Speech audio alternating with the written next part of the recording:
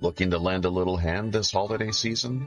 Looking to lend a little hand this holiday season? Those in need. You might want to consider getting involved on some level with Operation Secret Santa. Here's a quick overview. Secret Santa, formally kicking off on the Secret Santa. Operation Secret Santa, that's hashtag OSS, is a world grassroots, strictly people-driven Christmas charity. Looking to lend a little hand this holiday season? Looking to lend a little hand this holiday season? Do your part in helping out those in need. You might want to consider getting involved on some level with Operation Secret Santa. Here's a quick overview. Formally kicking off on December 15th, Operation Secret Santa, that's hashtag OSS, is a world grassroots, strictly people-driven Christmas charity telethon-styled internet campaign. Referral marketing, or what's otherwise known as word of mouth, drives the project's big red sleigh, with all money, donations, and the like going directly to the needy who are selectively sponsored. The four main categories of participants we're looking for include 1. Live streaming web show hosts, speakers, producers, and performers. 2. Operator matchmaking elves, making their lists and checking them twice. 3. Secret Santa sponsors. And 4. People in any place around the world living in need, worthy of a little Christmas hand up. This year's organizers are presently working on mobilizing and building upon last year's preliminary success, with donation levels capped at a suggested price value limit of $1,000. If you've any further questions, be sure to drop by WPRPN.com or check out our groups on both Facebook and Minds.com via a keyword search of simply Operation Secret Santa, hashtag OSS.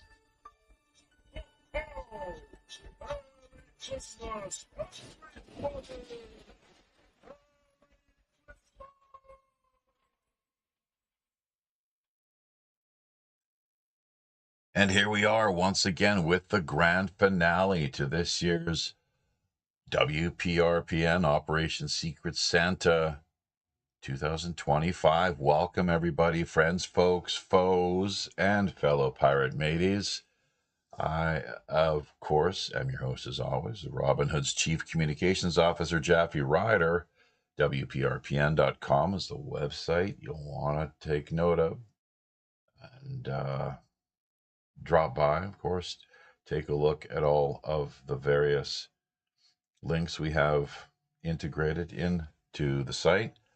As well as far as this particular stream, be sure to look over the show description end of things. We have a lot of really helpful, informative URLs and links for people's general browsing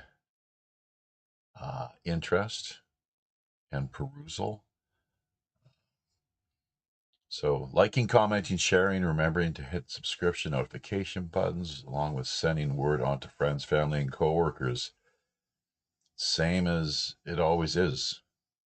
People, nothing much has changed on that front. But as far as the campaign itself is concerned, one more time, for those of you who are still scratching your heads, not entirely clear on the way we have things structured here, the way we have things set up and in place. And it is highly open source too. So if you have any better ideas or suggestions, let us know. And you know what? Chances are we will happily bring them on board and integrate things in a way that is, practical and effective. But top of the list, we are not Secret Santa. Das ist verboten, ja? So we don't want anybody calling us Secret Santa. If you do, that's 10 doubloons to the community, kitty. All right. It's almost as bad as dropping an F-bomb live on air, especially tonight where we've got kids tuning in from around the world. We've been put on notice that that is in fact the case. So definitely watch your P's and Q's here, friends. We've got a couple eager beaver helpers of Santa and the Great Christmas cause here waiting in the wings. So they're generally pretty astute and hip to watching the sort of language that they put out there. So yeah, we are not Secret Santa. What we've done essentially is completely upgraded and opened things up so that rather than taking an inward looking introverted approach and way of seeing things, realizing that more can be done with the branding and with the potential of what an Operation Secret Santa on a region to region, town to town basis, everyone essentially just taking a look at what we've got here and working with the template more or less. So if you'd like to become an affiliate, let us know. And so long as you're not directly soliciting any donations, things should probably run just smoothly. That is central to the campaign as well. No direct solicitations of any donations. Rather, what we're doing here is helping to put people in touch with one another. That's one of the things that we're doing, along with it's a general outreach, charity, relief, and consciousness raising campaign. That is heart and central to our raison d'etre, as it were, our reason to be, and what keeps us coming out here year after year. This is, of course, the 11th annual edition, WPRPN's Operation Secret Santa. So we remain determined and dedicated to get the word out and to inspiring, hopefully, and encouraging others and helping them to see and to realize that they can not only contribute a lot, but they can essentially launch their own in-house campaigns to the point where some of them are even much better and more polished than what we have launched here. So keep that in mind. And we're not UNICEF. Just adding to just for clarity's sake here before we get rolling, for people who are wondering and they've yet to look over the show description, but the Red Cross, Salvation Army, the Clinton, Bush, Katrina, Haiti, hurricane, probably the hurricane that they launched with their own Tesla-based weaponry, truth be told, the scalar technology that is in place with U.S. Air Force publicly stating its commitment in the goal of owning the weather by 2025, the very year where we find ourselves currently in the final stages of. You don't think that, if you don't think that weather is being manipulated at this stage, well, maybe it's time to take another look and ask yourself what all those satellites out in space are doing, what the HARP program is up to, and more, of course, Wi-Fi, 5G, etc., etc. But yeah, there's lots of moving parts here, of course. Unlike UNICEF, Red Cross, Salvation Army, and whatnot, we do not. That's why we keep our hands clean and clear of any money whatsoever. 90 cents on the dollar. When you donate to those outfits and organizations, I guess, so the story goes, 90 cents on the dollar are eaten up by the bureaucracies. It doesn't get any more corrupt than that, I don't think. And God only knows what sort of money laundering role or function they may play. Just call it an educated guess or gut feeling, hunch. Might be wrong, but then again, well, it is what it is. So there's probably a few things that I'm missing out here as far as introductory remarks are concerned, and hoping to give newbies a sense of what makes the operation roll along. But in the meantime, if that's the case, whatever may be the case, let's invite on board here the two folks that we have connected with this go round, and there hopefully will be a few more stragglers dropping in here eventually. But out of Fort Collins, Colorado, one more time, cue the special effects, crowd applause. Alan,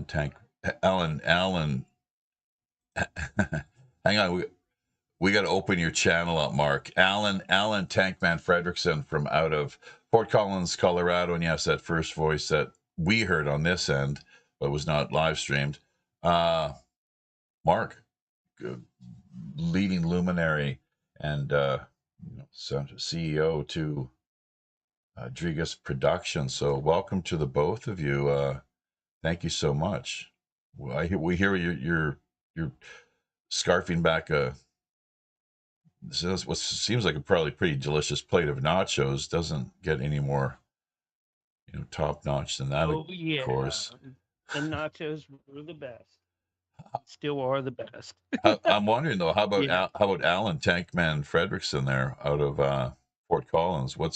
How are things looking on the home front for you, Alan? What's up? I guess he's forgotten how to unmute himself. He's probably yammering on, not realizing. There we go. There, Sorry exactly. about that. You're getting old, man. You're getting old. Yeah, Focus. we got a peaceful Christmas going. Tomorrow morning we've been invited for breakfast at the neighbor's house. Cool. So it's a quiet morning. Yeah. Don't have too much plans. We've got story time that's running Christmas music and audio books all day and all night long. We just actually cut that off in order to be able to go live with you. Any snow? And basically, it's a really relaxed Christmas for us. Any snow on the ground? No, actually, it was 60 degrees today. Expected to be about the same tomorrow. But if I look at the long-term forecast, by January or February, there's some people claiming we might get as much as 10 feet of snow. Wouldn't be unheard of in this area. Right. 10 feet, that's incredible. So, geez, just checking out the telegram here. Not sure why DK Spiracy is so. He's been really, when he gets triggered, he gets really triggered and really just. He's talking about I don't even want to read what the comments that he's left here. So it's just bizarre. I wonder if he's ever been on medication, like had a psychiatric assessment done. Who? DK Spiracy. With the anger, with just anger management issues, and the way that some people, how some people are just so easily triggered. Any little thing can set them off. They got a really thin skin. They don't like it when you joke around with them. They totally lose their shit and all their composure. And then I just don't get it. So, which makes it even more actually for me entertaining and hilarious, but also in some ways sad too. So, it's one of those things you hear about people who can dish it out, but they can't take it. And what we I do, it's all yeah, good. I'll leave it reserved until he comes back in. We can talk a little Oh, he's bit. been You know, red. I know you didn't mean any offense, and he seemed to be a little sensitive, but I mean, people are sometimes, and sometimes you catch them off guard or something. You know what I mean? Well, I kind of do, but I don't agree. I think it's a lot more serious. It's a worse state of affairs, but also in some way that you're kind of soft pedaling things. But that's not why we're here for this particular live stream. I like to cover what we've done over the course of the campaign. Thank you, among others. Where there's a lot of thank yous to people, including Mark, of course. Mark, how many live streams have you been here and joining us for now? It's been about 4 of the entire campaign, I guess. 4 of the 10, is that right? Something like that. Are you talking to me or talking to Mark? Oh, it's been maybe about 4. That's right. 3 or 4. That's right. For the Secret Santa. And I haven't been, able to do all of them the whole way through, but I do try to make it a point to come in and help you out. Oh, obviously, that's right. I mean, people these days, we vote with our money, our doubloons, our feet, and our computer mice. So the whole business of what takes place at the ballot box, for me, I'm a little cynical, jaded, as a few people are, and deservedly so, especially when your votes and the results can be hijacked within the course of under a minute, hacked and flipped essentially. So it's beyond outrageous and unacceptable, clearly. So anyways, looking at what we've got here on the screen, does anyone recognize that? Have you seen this before or know what this is all about? I think we have the screen share on, gentlemen. It looks like a very interesting evening for Santa Claus. That's what it looks like. Oh, well, you see. It's Operation Secret Santa, World Pirate Radio Podcast Network, Operation Secret Santa with the website WPRPN.com. And here comes one of not quite Rudolph exactly, but almost witchy, dare I say or suggest, helpers. So it takes all types to make the world go round. I should write that down, use it as a lyric. That's something that's really kind of important. So, and with Christmas, this came to us actually courtesy of Sonia Galactic of galacticfire.com. Drop by the website if you get the chance there, folks. galacticfire.com, and this is the merchandise that we have. We've produced, and it's available via t-shirts, this design, but also coffee mugs. I think we're getting around to that point. She's in transition right now. Mark, what's the deal there? She's off to Fort Worth, and she's making the big what is it, about a 4-hour journey altogether with her vehicle packed up? No, it's a long trip for her. It's going to take her probably about 10 hours. Oh, I had no idea it was that far from Phoenix. And she started out tonight. Yeah. Earlier tonight, and then when she gets about halfway, she's going to stop and rest. Yeah. I told her, I said, that's probably a really good thing to do, even if she stays there a night. Yeah. And then, travels out the next day and goes to Dallas or down to me. Does she have any idea? Because I'm further south than Dallas. Dallas or down to Maine? Did you down to Maine? We're talking where your U.S. geography is even worse than near mine. Austin. So. All right, I'm between Dallas and I'm actually between Waco. Yeah. And Austin. Sounds like you said Boston, which is south of Dallas. Yeah. Fort Worth. You guys are only going to be about 2 hours apart. Ultimately, is that right? Yeah. If she goes to Dallas first. for Fort Well, Worth first. It's about well, one's another half hour from the other, but yeah, it's you can't really tell until you see the sign. Oh, I'm in Fort Worth now. Oh, I'm in Dallas now. right. I mean, they're just merged basically. Dallas and Fort Worth are only half an hour apart from one another. Well, depending on what part of Fort Worth, Jeez. it's like Oh, I'm thinking of the to go through. Kennedy, JFK, the plane that he took. Yeah, Remember the speech? Because he was in yeah. Fort Worth the morning of the I'll assassination. be right back. Okay. Mhm. Yeah. Keep your eyes peeled there too, Alan, and for any developments, any comments via the, peanut gallery or what have you. So we got a lot to get to here as far as what we've covered to this point through the course of the campaign. Who's essentially who've been the recipients of people's generosity, who've been looking for help, people maybe that haven't had anyone to sponsor them, which is unfortunate. I think this go around we didn't have too many people that we connected with or reach out to us that we weren't able to uh offer a hand up to. But just to be clear though, the morning of the assassination, Kennedy flew from Fort Worth to Dallas in an airplane, but it's that close. That why would what kind of sense does that make? Why not just drive? They did.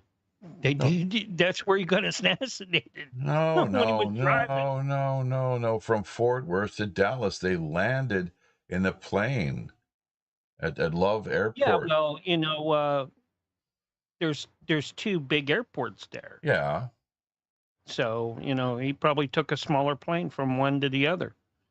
So No, that he did, it was security purposes. maybe okay. It was Air Force One though. I'm pretty sure that was the deal. Well, So even Air Force One, there's, smaller. They even have like a Learjet version of that. All right, come on. So check out the historic footage and see the way it all played out. And I mean, the I'm not sure if it was Dan Rather or who, and he was quite a central. I mean, that's where you could say, made his bones, and but the big lie that he perpetuated. So, but we're not here to get too caught up in that, other than the fact that Sonia's on the road. And let's see. Yeah, she'll be probably still on the road looking for a place to, take a bit of a rest. Just, I'm not sure, like power nap. They say 15 minutes at the most, and just you can hit the road again, basically with that sort of. You don't want to sleep anything more than just like 10, 15 minutes for the power nap, supposedly. But did she have a place in mind where she was going to be pulling over, some area where she thought she was familiar with along the way? Or friends, maybe? Contacts? We are concerned for her. We want to see to it that she makes a safe trip. I always worry about my wife too anytime she's out on the road. It's one of the reasons I could, it's too much for me to. One of the things that went into not producing any children. Not that I'm mentally incapable. You still? Did we lose you there, Mark? The question. no, was, I'm still here. Yeah, is she pulling over? I was just brought some cookies. That's all. Oh well, Santa definitely. If there's one thing Santa, it's you got milk and cookies. I'm starting to look like a bowl full of jelly now. Actually, getting big. Yeah. Okay. Well, have you talked to him tonight? Who? Santa. Santa? Yeah. Oh, of course. Yeah. Oh. He's on my hotline.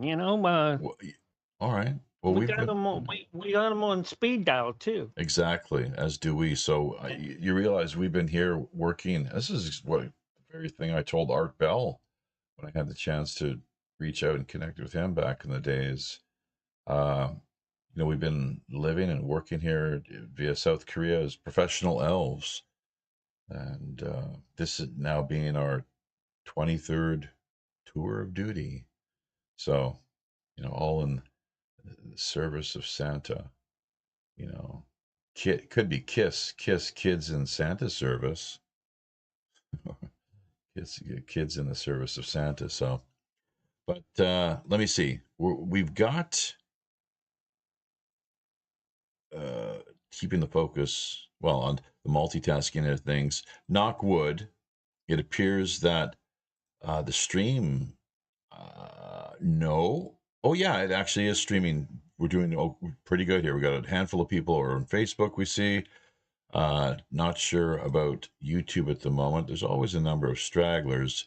We're going to check out the B. Oh, Mr. Anderson over on D Live. All right, man.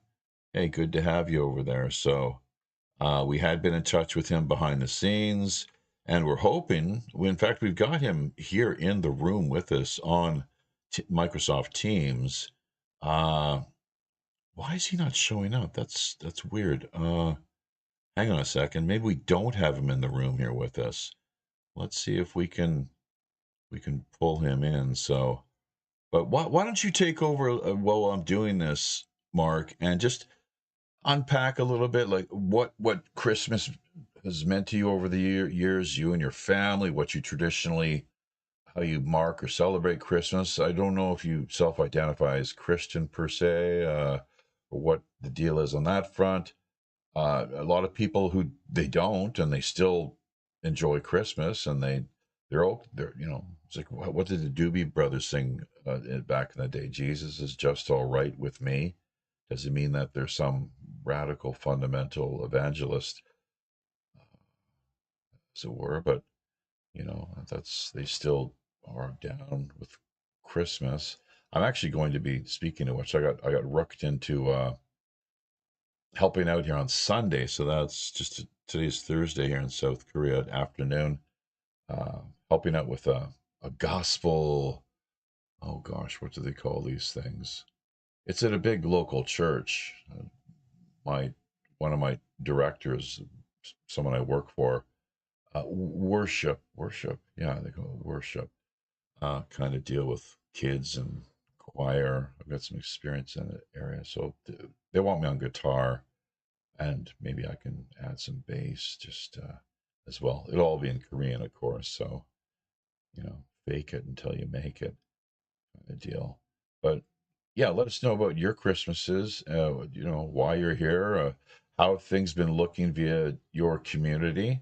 What have you heard about as far as charities this year? And what do you are the format that we have here with our campaign? Have you ever seen anything like it before? No, I've never seen a campaign like yours, but it looks very useful. I would use probably something similar if I was going to do a campaign for like Christmas or even veterans. Now, all my funds and things like that, I really support veteran supported groups. Like a local one in my area is called Operation Phantom Support, and they give out toys to all the people who go there and subscribe, and it's like $10 or $20 a month. All right, and then they have, not only that, they have a thrift shop in there. They have a place where if you have some problems with your car, they have mechanics on the call that'll give you like really good rates. And most of the time they don't charge you for the labor. So that's really helpful. And as far as how I celebrate this time of year, well, it's been transitioning off and on to different ways. Originally, when I had a whole family with kids and everything with me the whole time, we would celebrate Epiphany as Christmas and the 12 days. And we would light candles for each day. And because originally I tried to keep my family educated on the history of my family, my kids, so that if they wanted to pass it on, they could pass it on. We have a lot of Ukrainian Orthodox and Russian Orthodox in my family, which don't normally get along with the Roman Catholics, all right? But, they're in there too. And somehow we got some Lutherans mixed in there too, as well. And a few members of the family were, excommunicated at one point because of that. So, yeah, I tried to, teach them these things a little bit. We had a small Yule log, and the candles would go in the Yule log, and just for placement and that. It was really neat. And when the kids were a lot younger, we did that, especially when I had everybody here, but now we're a broken family. So things are a lot different now. So every other year we do that when the kids are here with me for that time.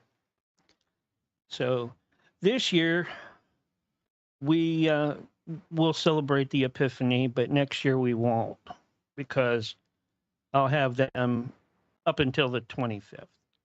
And then the 26th, they go back.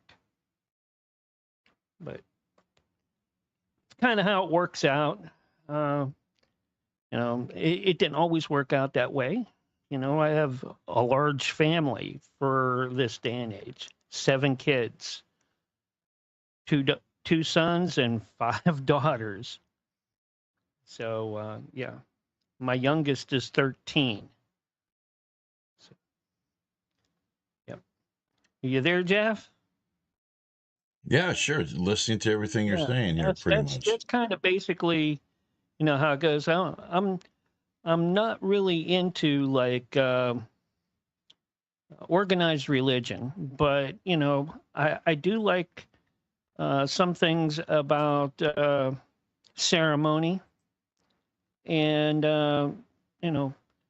past things that you can pass down to your family to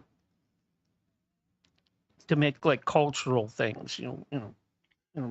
Bring the Polish Hell yeah. side of the family, or it dies, doesn't it? It's gone. Yeah, otherwise, it really does. And I don't consider myself Polish or Polish American. I'm like fourth generation. My dad would be closer to that. His dad was born on the boat coming over. So your parents, your dad, much more the Polak than you are, is what you're trying to say. Yeah. Yeah. What do you think of that term, Polak? Yeah, we consider ourselves Irishmen from Warsaw. But anyways. Interesting. Yeah. Interesting.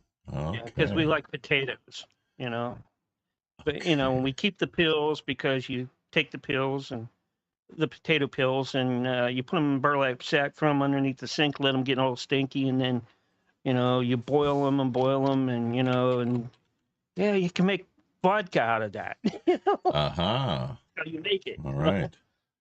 So, okay. So, and just big shout out to thank you for that, Mark. Much appreciated. That's great. That helping to add a little color and just another angle altogether to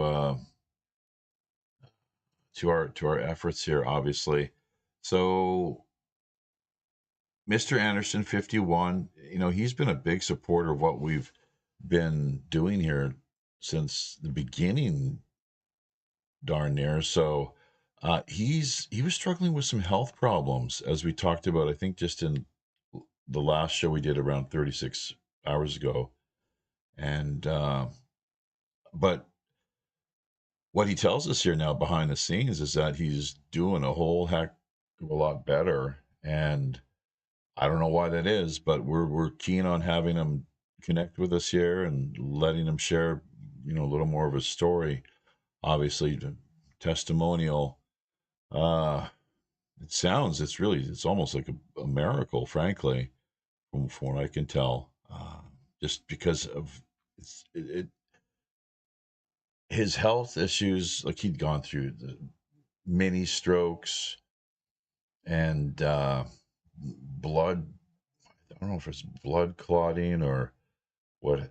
Just he'll be able to tell us more clearly when hopefully he shows up here. But it was not looking good for him, and I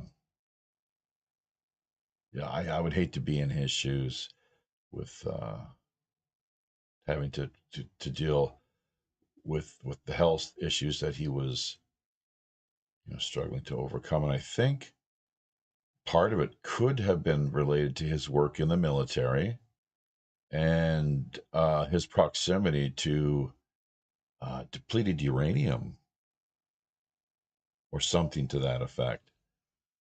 So having to, working with actual nuclear warheads, the same kind of warheads, from the sounds of things, that ET has been known to show an interest in more than once, more one occasion, more than one location around the world. So, yeah, there is a star. Which just takes me back within the context of what we're up to here tonight, of course, reminiscing and reflecting upon what Christmas means to people. That wandering star from the east, which I think Alan may have a thing or two to, opine on. But myself, I guess it seems almost like there's an Iranian, Persian, ancient Persian, Zoroastrian angle to things potentially, with these three wise men from the east, but also the fact that it was a wandering star. What kind of sense does that make? This, speaking of ET and strange and abnormal celestial phenomenon, things you don't actually see every day. So I don't know if you want to jump in there or not, Alan. I do have to it'll give me a chance to get a few things done here behind the scenes, including queuing up the Christmas music. So Yeah, you bet. I'm not exactly sure. You touched on different bases there, including the star from the east. Around Christmas, I try to be respectful, and whatever miracle that is, I'm going to let that be a miracle. However, we do have an interesting time. This 30 or 3 eye atlas is a complete joke. For whatever reason, they have made that into a false flag. It's further away than the sun, and yet they act as though it discharged satellites, and they're, within 20 hours, it's going to make it from where it is to the Earth, and have satellites around the Earth now. And all of that, most of it stopped. Have you checked on it recently? I think that was kind of a psyop in order to find out. What's the latest? Yes, and there really isn't too much. Nothing? It's gone? The latest is it just simply fell apart. It fell apart, and it's leaving the solar system. That's about it. Okay. Now, the dogma, that's different. We have satellites running around. We have some kind of a death ray beam that is supposed to be aiming at America and the Earth and stuff like that. Complete fantasy. And there's quite a few experts that joined that, which makes me to believe that it's basically Operation Mockingbird testing out the public.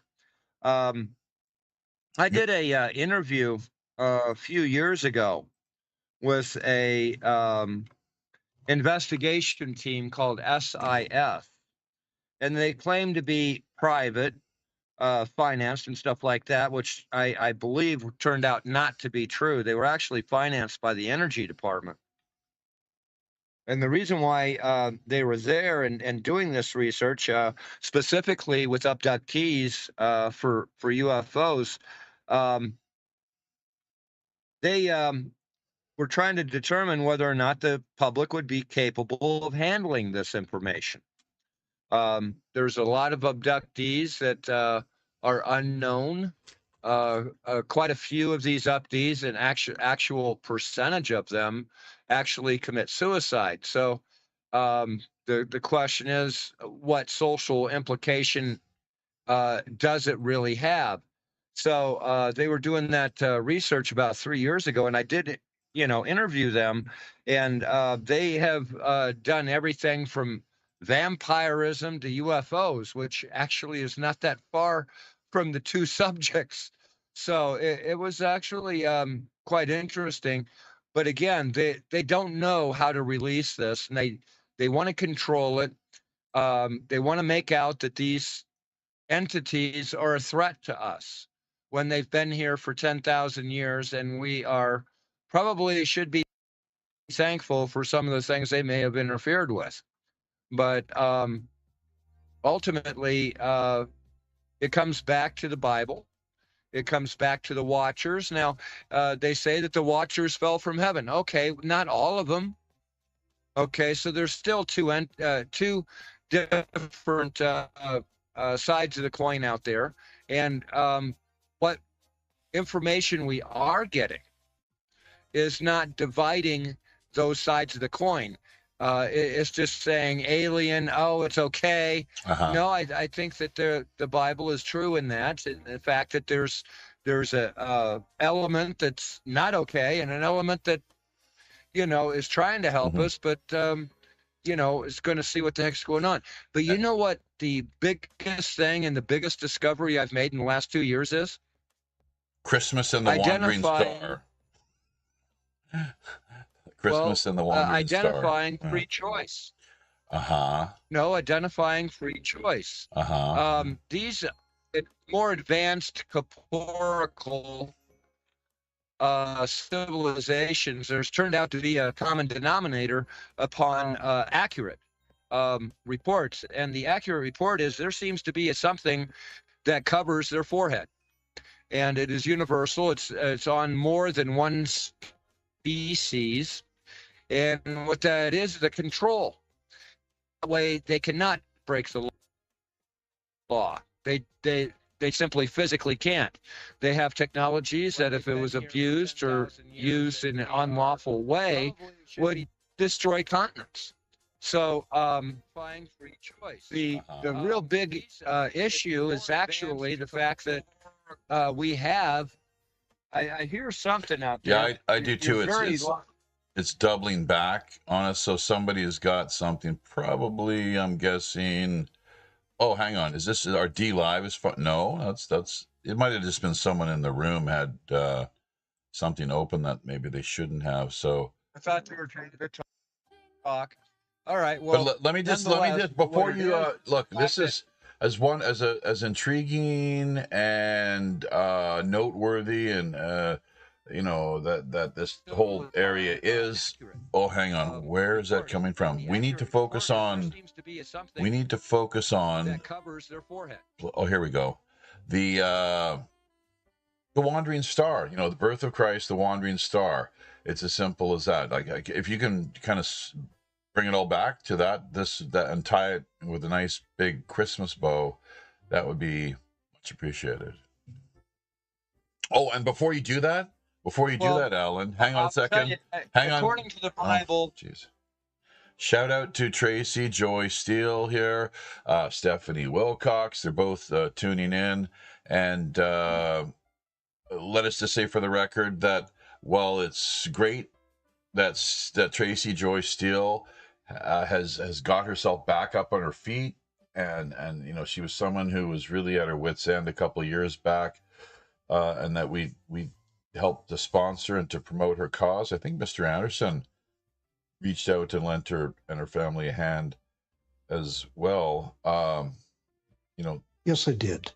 Oh, and there he is. So, and Stephanie continues to and her family struggle. So we're going to try to get Tracy Joy Steele in here as well momentarily. Welcome back, Mr. Anderson. My God, it's been such a long time. You tell us that you're in tip-top health and shape. Is that the what's happened there? It sounds like, to me, it's a miracle. I don't understand what could have possibly happened. Yes, we discussed that a little bit in the chat there. You can call it a miracle, or I called it months and months of actually very hard work, in inpatient and outpatient, getting my head back together. I had several traumatic brain injuries. Yeah. And I've came out of that nearly 100%. I'd say I'm about 85% of my cognitive abilities have been restored. As you can see, I'm talking very well. And I'm just very, very happy about the progress. And it's been a very hard journey. Yes. Relearning how to talk, motor skills, the whole 9 yards. But yes, I'm back now. I'm living in Salt Lake City, Utah. And I'm happy to be here, especially in this occasion. I have been with you on many Operation Secret Santas in the past. I'm very happy to be on here now.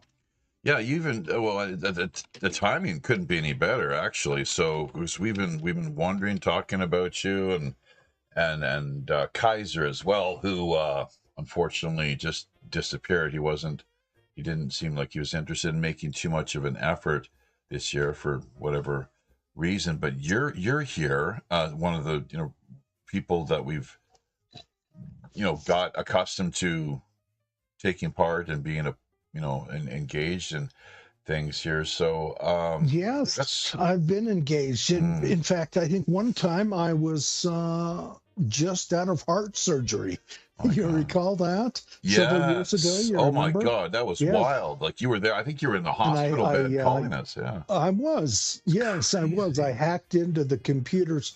Well, okay, I probably shouldn't say that. Hacked into the servers there, got great service, and joined you on a Operation Secret Santa. I don't recall which number it was. That is wild. But it's a good time. I had no idea you had those sort of skills. So, but yeah.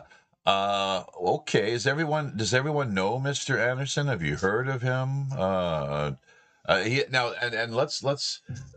raised this as a theory in the past here with your health issues, and I just mentioned it a few moments ago. You might have heard us, but you disclose whatever you feel like you're able to with non-disclosure agreements and so forth. But it's been made, public record that you did in the past. What you told us, at least, you worked with, I think it was depleted uranium, and assembling warheads and disassembling warheads, nuclear depleted uranium. Well, it's freely available. It's freely available information off of Wikipedia or what have you. I can't discuss it. Detail. It's very your health. The detail is on Wikipedia. But the health. It's all hypothetical. Right. I haven't had tests to critically determine if that caused the heart problems, because it's hereditary in my family. Oh, so that's a whole You would be even more inclined then, more to find yourself in such a situation. That's right. Susceptible is the word. Let me get this $10. That's a $10 word. Yeah, it sounded out. Susceptible. Have you been hitting some of the? Have you been down in the galley hitting the rum? A wee little of all Christmas. Just for today. It's the only time. We're just envious because your Mormonic leanings and commitments. Let's not get into that. Let's just call me sober. You were a bad boy back in the day with your drinking too. I remember that, some of the stories you shared with us here. You were you were on Santa's naughty list. But I think, have you cleaned up? Have you gone clean and sober now and said, this is just nonsense? Like, why even bother? Because it gets you into so much trouble. I'd rather live than be dead. Right. I don't fear death at all. But I've been reintroducing, got my brain working such that I want to find my passion for life now. There you go. And through whatever means necessary, I need to be happy. And I want to make other people happy. I've got a tremendous, albeit dark, sense of humor, as you know. Yeah. You could put me up in the crow's nest and I could take you for a ride, but we'll save that for another time. Actually, that's always a lot of fun. On a even more positive note, Dabu over in the Dabu live streaming edition. I'm not sure. He's yet to give us a shout out with the effort, the work we've been doing here. It would help to go a long way because, with promoting the show, but he's just kind of brushed it aside for whatever reason, not interested. But there is a reason. Oh, but the reason is very simple. He has been burned in the past so many times by What do you mean by burned? by organizations, other live streamers. Mm-hmm. Right. Yeah, and so he just runs solo right now. But then again, I mean, are we here to burn anyone? Really? Have you seen us burn anyone over 10 plus years now? No, we're not here. No, it's a pretty clean show. That's why I participate. And I've interacted with him. Yeah. No, you don't. But I've interacted with him. I went on missions, done exploring. I was on his live stream briefly this evening. Yes, and they gave you a shout out yesterday. Yes. You got some support there on there. It was tonight. Oh, I see. So that was uplifting. Yeah. That was made you feel. Well, it was very, very uplifting. Sure. He spent quite a bit of time talking about some of the things we did together down in Canyonlands. That's southern Utah. It's like a whole nother planet down there. We were down there exploring ruins, and we found a gold mine that had been sealed over. We didn't go into it because we weren't properly equipped. People disappear, man, out there. People disappear all the time. They do. In the Grand Canyon, what a dark secret it holds down in the bottom. So you were in the Grand Canyon doing this? Not with Dabu. That was on a separate thing that I did just by myself. It's on my channel even. Flew over it a few times. But what really got me is the really off-limits areas down in the very bottom that's just millions of years old. And there's some sketchy stuff going on, but it's all speculative on my end. I'd have to throw out facts, and this isn't the right time to do that. This is dare I not say it? It's not a secret. This is a Christmas, and we're trying to help people. That's what we need to stay focused on, not me. Yeah.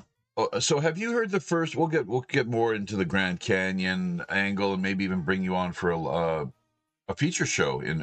I'd love to do that because just your life story, how you've come around, where you are now, and it's a blessing and a miracle. And I know you lost a family member recently. Was it an uncle or something like that passed away? So is that right? But it was it's holding a beautiful little baby in his hands, and the first thought that came into my head was the circle of life. The circle of life kind of deal. So. Yeah. But we'd love to have him back. He was my favorite uncle, and he's up there making jokes, dark humor. It runs in the family. Yeah, you can tell that when that picture you saw looking at the baby, you could tell he's a joker. Yeah, well, I guess So, whatever you say, boss.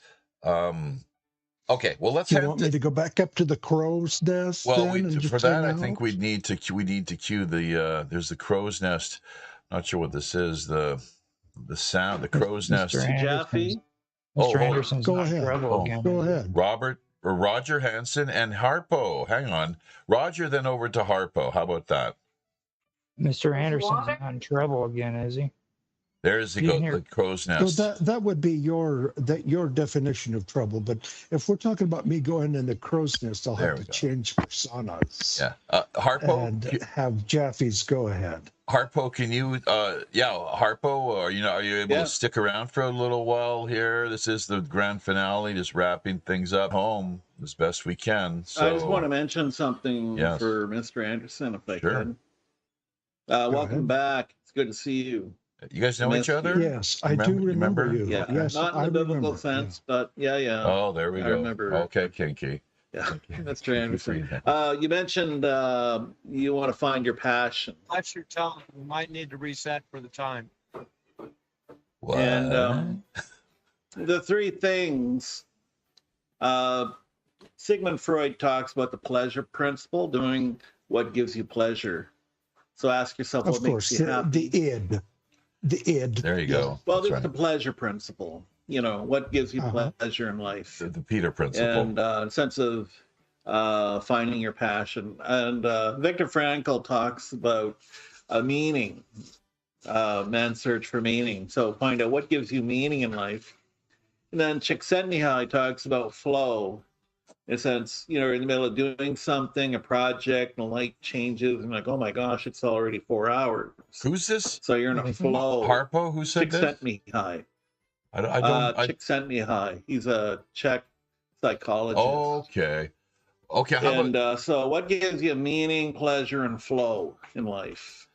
Joseph, that you'll find your passion. Exactly. Let me just add this. Well, I can answer that if you'd like, or Mr. Anderson, hang on, and I'm gonna kind of cap things off, or just kind of compliment what Yvonne is laying out there. Joseph Campbell, which I think most of us heard is Joseph Campbell. Too, if not, look into him. Excellent. And the PBS special with Bill Moyers.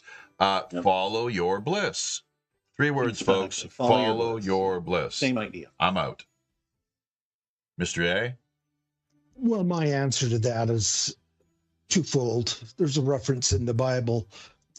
It's quoted as, my yoke is easy and my burden is light. Yoga. Now I'm going to tie that in with yoga. Exactly. That's right. I've studied yoga for about 40 years. I've even made up my own forms.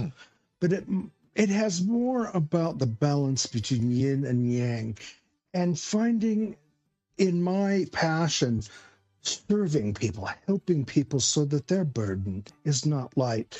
But I'm going to start first with myself. You must always be at one with yourself. That's and what does in the past? What does yoga mean? What does the term yoga mean? And that's what Christ was saying. I understand. I'll explain that if you like.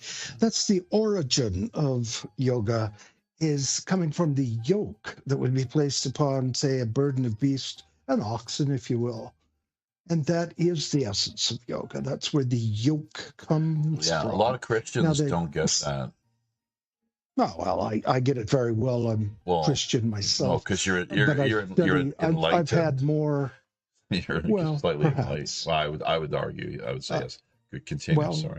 That's what it is. But in answer to your question there, my passion for life first is with myself.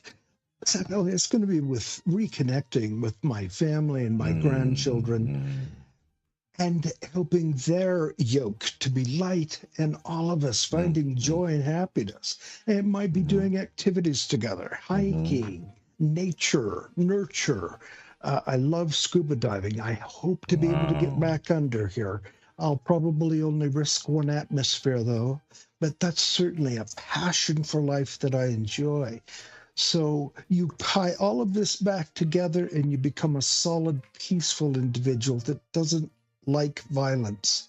I really don't. Unfortunately, violence has been a part of my life. Even the soldiers, deadly, people that do have blood on their hands, like Kaiser, for example, and others who are soldiers of fortune or what have you. I don't think they like violence either. They don't like it when things get to that point, right, and cross the line. So yeah, I mean, there are some people that get off on violence, so that's the thing, and we have to learn how to navigate our way around those situations and around those people, and we have to know when to neutralize them as well. I mean, what did Christ said about turning the other cheek? But I mean, he didn't say turning both cheeks, did he? Yeah, I don't think so. Like, I don't buy that at all.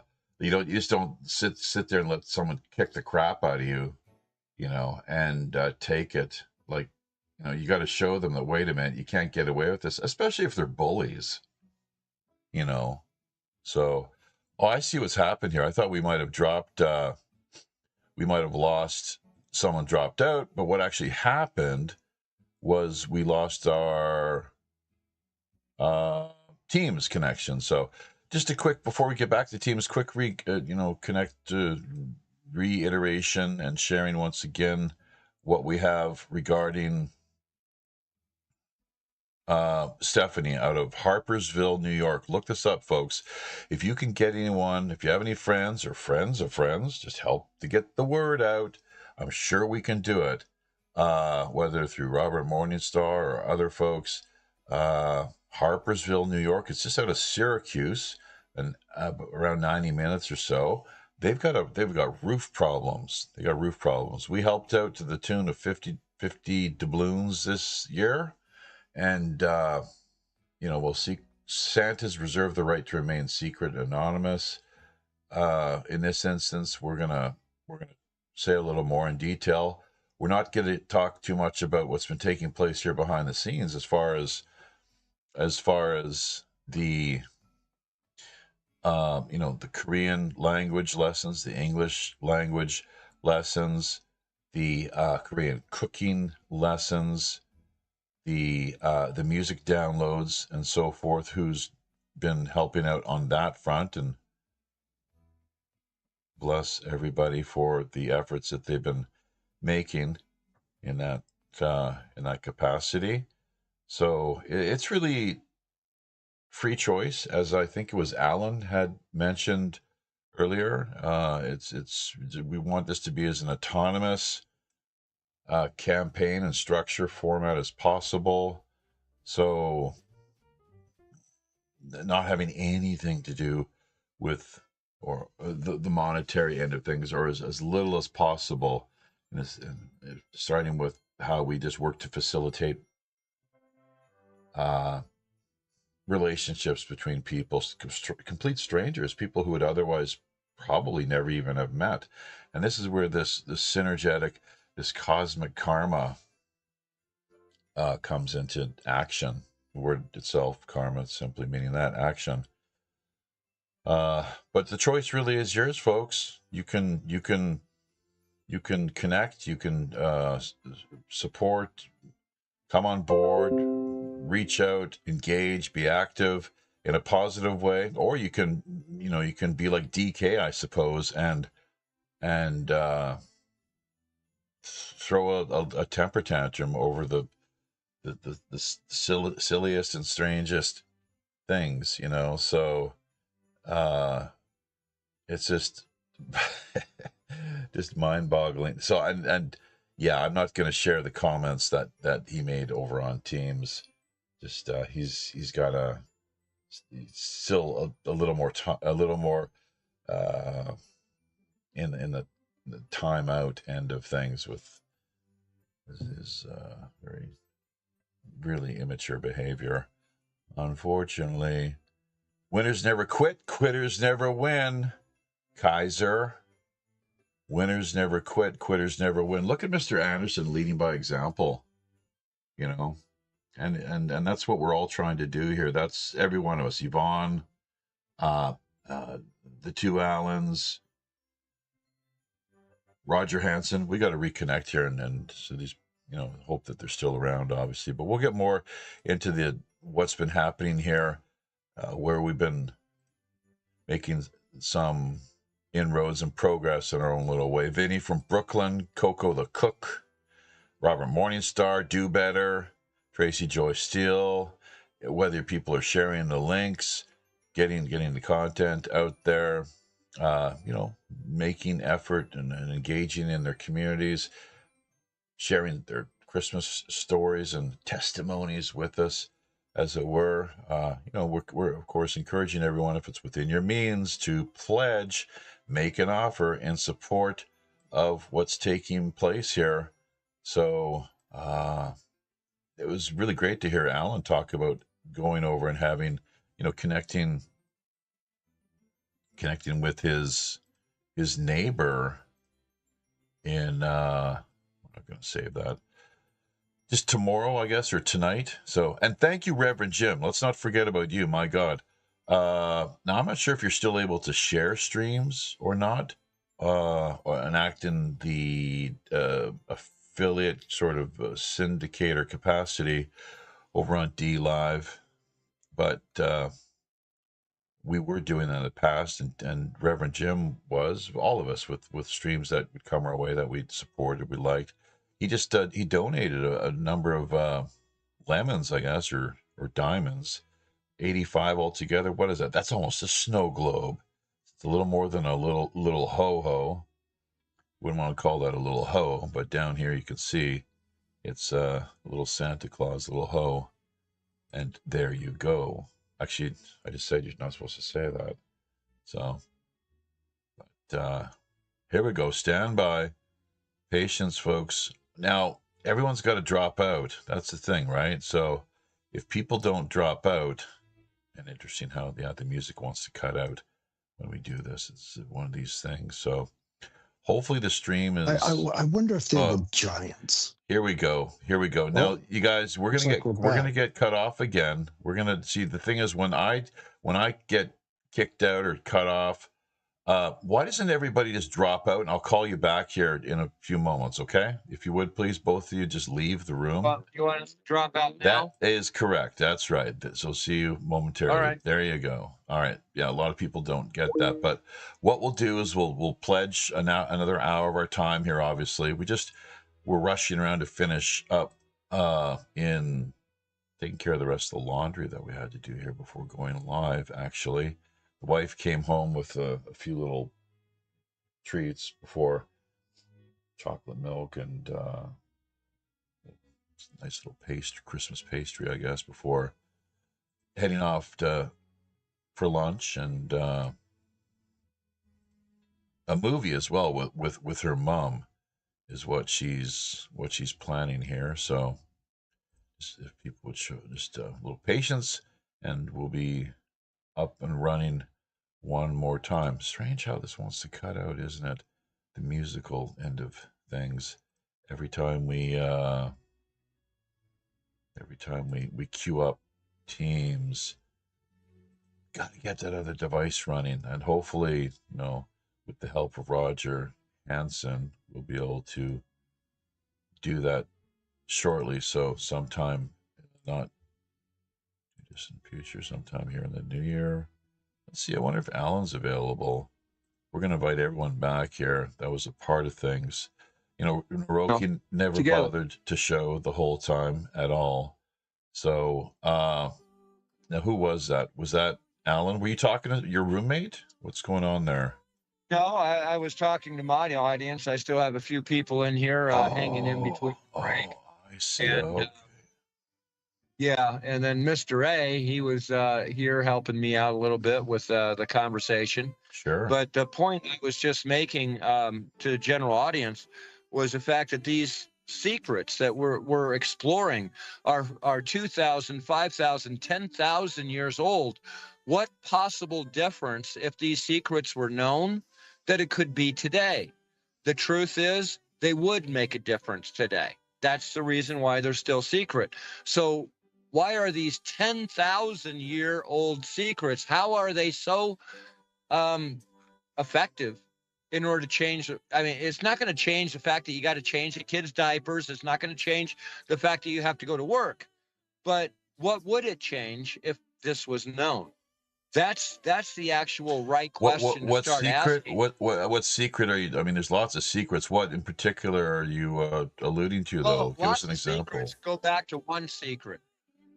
All these secrets lead to a single secret, okay? And the secret is identified and easily identified by what difference would it make if everyone knew it right now? Well, there's lots of secrets. Once again, there's endless in number of secrets throughout the cosmos. Let's try to boil it down to one or two, just for starters, if we could. And have that so that please, if you would, Christmas. I just did boil it down. There's one secret. It dates back 10,000 years, and if everyone knew it, it would change the entire world. Oh well, let's hear it then. That's the two things that I can determine. Okay, well let's hear it then. We're very curious. It has to do with the Sumerians. It has to do with the hidden history. Why is it still kept a secret? How could it possibly be still a secret? What is this exactly? No difference. If it makes no difference, it's 10,000 years old, and it makes no difference on today. And what is it? How come it is still a secret? What is it exactly then? The secret. I think the Hitchhiker's Guide to the Galaxy covered it best. 42. What is the? I mean, we have the answer. Actually, we have the right question now. That is the right question. The problem is everyone's coming up with the answer 42. What is God, life, the universe, and everything? Oh, and yeah.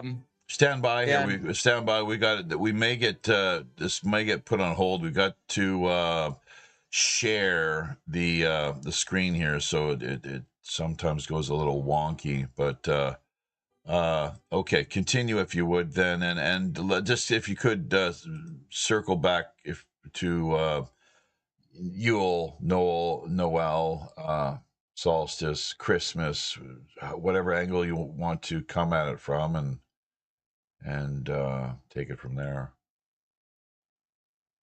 The secret. Well, I mean that's what we're all seeking. That's what I was trying to point out. And if we could identify the one secret, why would that change the world? How would it change the entire world? And it would.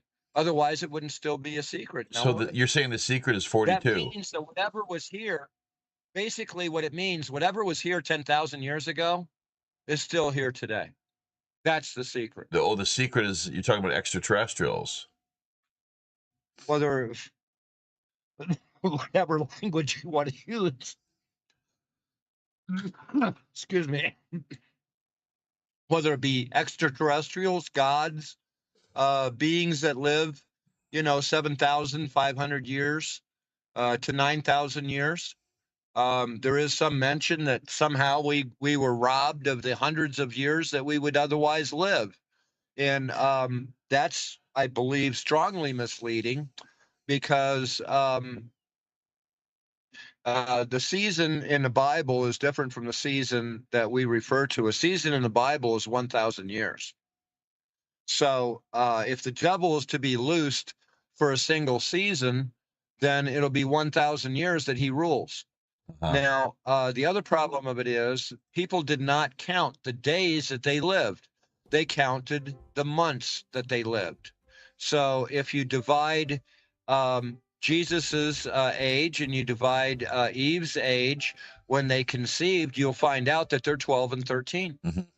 Did you, by the way, are you aware that we have a special guest who's rumor has will be appearing here? We've actually been in contact with him tonight. There is a secret, Operation Secret Santa, hence I guess the campaign name and catchphrase, if you will. Any idea who that could be?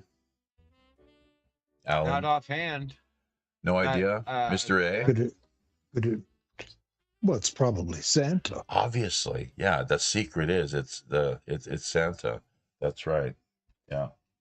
So bloody hell, I'm not sure why Roger's not able to join us here. Strange. Roger was with us, and then I'm not sure about Yvonne, why he wasn't able to. Should try texting him maybe. Why don't you guys continue on here while I try texting? Tracy Joy still having difficulty getting in contact here with us via Telegram. I might actually. All right. If you want me to carry on here while you're attempting to contact people, I'm interested in everyone's take on the, what are they calling it? The 3-1-eye atlas. Oh God! Don't no. Yeah, don't get no. Look, Alan's already kind of unleashed. He's already triggered. Unpacked. Yeah, that's okay. But all right, we won't go there. How about Antarctica? Antarctica, anyone? Is that another one? Hang it. Well, but what is it? How Christmassy is it? Is the question. Like we could talk about that endlessly during. Not at all. You're right. Yeah, you're right. During regular streams, let's go back to the Google Drives that you sent with. Oh yes. Some of the items that you bid upon. There you go. They're in your Google Drive. Yeah, there you go. That's right. Okay, there's quite a bit. There's karate lessons. There's cooking lessons. I'm going to try and get that one. I assume that's your wife there. Yes. Jeffy? Yes. Korean cooking lessons. And then I was going to sign up for the English second language one myself. Oh, well, I mean, if you want to learn Korean, you got 3 hours. No. English second language.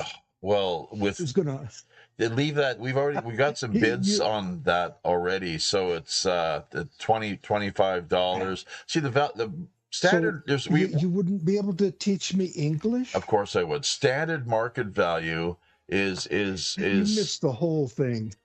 I laughed internally. Did you get it? Yeah, okay, good. So standard, any of the items as you see, and I'll bring them up here momentarily if we're not able to get in touch with Tracy.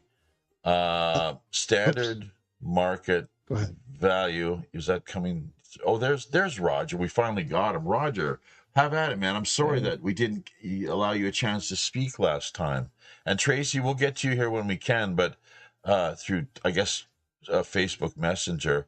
But why don't you stay with that while you're attempting to get a hold of them? Put that screen back up and continue to introduce the items that can be bid upon. Yeah. The cooking. Oh, now you're talking. See, this is why we have you as co-producer.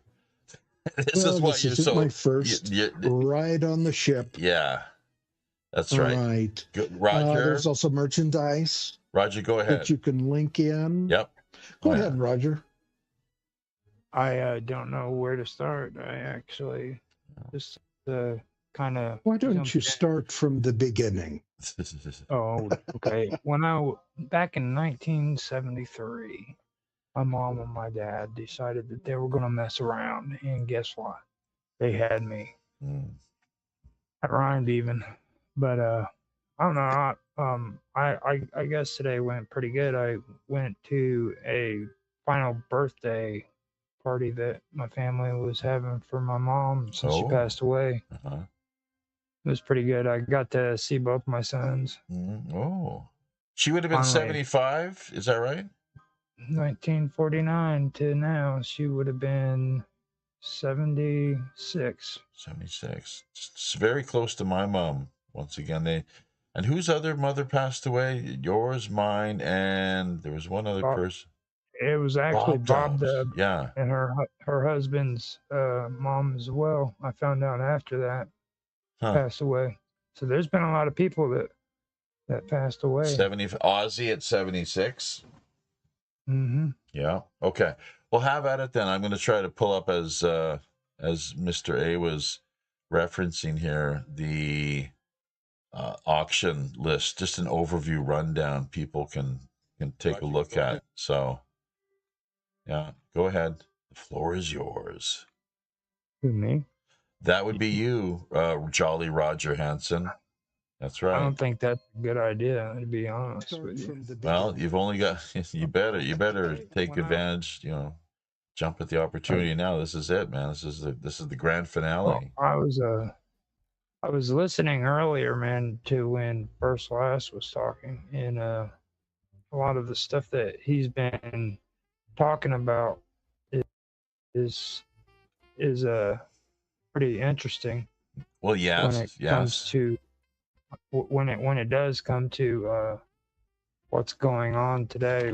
Yeah, well, now but when it comes to Christmas, yes, and your community, your family, and your community, that's kind of where, like right now, I'm not really trying to jump into all that because I have tons of stuff I can discuss when it comes to conspiracies and. Well, we're not talking the conspiracy at Christmas today, so no. But I can see where you're coming from. Save that for the regular scheduling. Dare I say program, or regular scheduling time slots that we have throughout the course of the rest of the year. I have an update, Chappie. Okay. I have an update. Any I've pledges? gone on Flight Radar. Yeah. Flight Radar has spotted Santa Oh, geez. coming Oh, over, my or coming goodness. out of the. Yes, yeah. Okay. This is great. This is I wonderful. can give you some. Let's see. You do a screen share The there. longitude and latitude would be very. Well, nobody's going to understand that. It's essentially coming, and they're calling it an unidentified flying object. What do you know? Oh, Slipping yes. just under the radar. It's sketchy. It's popping in and out. Well, that makes sense because we know what Santa does that night. He pops down, drops the presents off, and then it goes. He goes back up high. Apparently, I don't know This how is he a makes list. it. Yeah, All I the don't- kids and makes it around the world all in one night. That is just wild. It's like I don't even think Superman could do that. I find it unusual Superman had that just he hit- changes trajectory like that. You know what I mean? Like he just moves in a straight line and then he moves in a different direction. Like how Mhm. does he do that It's so like fast? he goes. They're estimated about Mach 6 at periods of time, and that's just mind-boggling to me. And then he suddenly drops off of radar. Of course, he's probably making a delivery, but it's fascinating because he disappears from radar and jumps back at flight. Radar can't make heads or tails of it. Oh no! He's got lots The of help. Russians have lost. The Russians have launched interceptors. Yeah, fat lot of good that's going to do. You're They're right. way behind. wait a minute. Hey, On- gentlemen, They I'm don't. gonna let you guys go for this evening. Thank you for including me. Mr. A, Very I good, would First love to Class. talk to you Yes, another sir. day. Please add me to your contact list. And I'm good. going to be broadcasting some assembly required for those that have to be staying up a little bit waiting for Santa Claus. So you all have a good one. Thank you very much for having me tonight. And $50 in support of HomeNetwork.tv. Once again, what we're pledging, the support for you, and we're encouraging everyone else out there to meet or beat that amount if it's within their means. Let's You give bet. Thank Alan you so the much. support he needs. Definitely. Happy sailing, my friend. Merry Christmas, and enjoy your quality time with your neighbors. That's really what a lot of this is all about. When you meet them. So. Peace out, bro. You bet. Thank All you right. so much, and you guys have a good one. You bet. Probably too. see you after Christmas or next show or whatever that might be. I hope to join then, and I'll talk to you then. Okie dokie. Merry Christmas. Check this out, you guys. Talking Stephanie, and I see I it. think we can. Oh, Tracy Joy Steele is up on your screen. Yeah, you can see it, but the wider audience cannot. So we're going to give her a call right now. Driving 6 hours. She knows somebody that's a roofer. Oh, my God. Picked up some things for her girls today. Oh, geez, look at that. How about that? And we do have a $50 pledge that we have offered Stephanie. So let's see. I'm not sure how this is going to impact or affect. Okay, well, we have to shake up tweak the settings a little bit here. Okay. Allow while visiting the site. Yeah. Well, we don't want that entirely. Hang on. Or allow it this time. Bit of something we're working on getting a bit of a. Have to be in good form and fashion anytime you go on camera, obviously. See, this is a good Christmas show when Mr. A's here. Yeah, yes. All is bright Right round yon virgin mother and child. Virgins. Sleep in heavenly peace. Sleep in heavenly peace. You know, Roger, that Mr.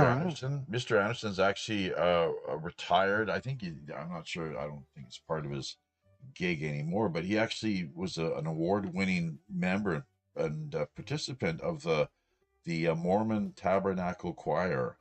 He actually held the highest distinction. That is false news. Oh no! Oh, what are you talking about? Goodness. No, we heard that which is from on high. Well, have you seen his From on high? Yeah. Mormon Tabernacle Choir, Mr. Anderson? Have you seen his subscribers and followers on Facebook, dude? Like, he's got like millions of people following him. Mr. Anderson? Yeah, He's got a few. So he got that's quite a few. what happens when you're friends with Dabu, I guess. So, among other things, but let's see if we can get the screen share something going here on the camera front. We're gonna try to connect with Tracy, and you guys. Now you won't be able to hear her, I don't think. You might, but I don't think so. That this will exactly, really be the case. Whether she's available, whether she's got her kids are still up or not. How are you? What didn't you actually Have talk? you been all right? Go ahead. You actually were in. You talked to her back in the day. Did you not? Just texted, I think, a couple of years ago. You don't remember? I don't know. I see. Okay. I haven't been able to recall my full memory yet. It was really okay. We're gonna end the call there. So She's but not answering. No, that's fine. It's really good though. What we're seeing here, once again, this is wild. That she's actually. So this is great. We can add this to the success story. It's amazing. Because once again, we helped Tracy out.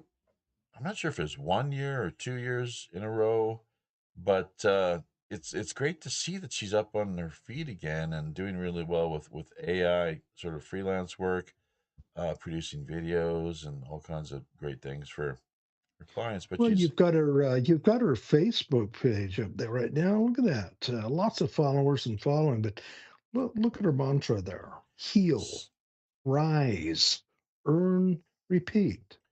From pain to purpose. I love that. Beauty in pain, which is an interesting concept. Oh, I guess that who would that be?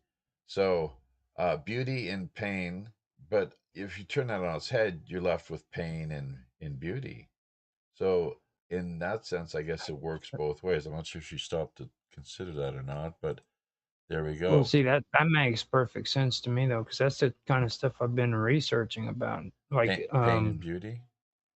It has to do with the primordial as well as ascension and all of the beautiful stuff. You know what I mean? You have to have pain and purpose. It's not one or the other.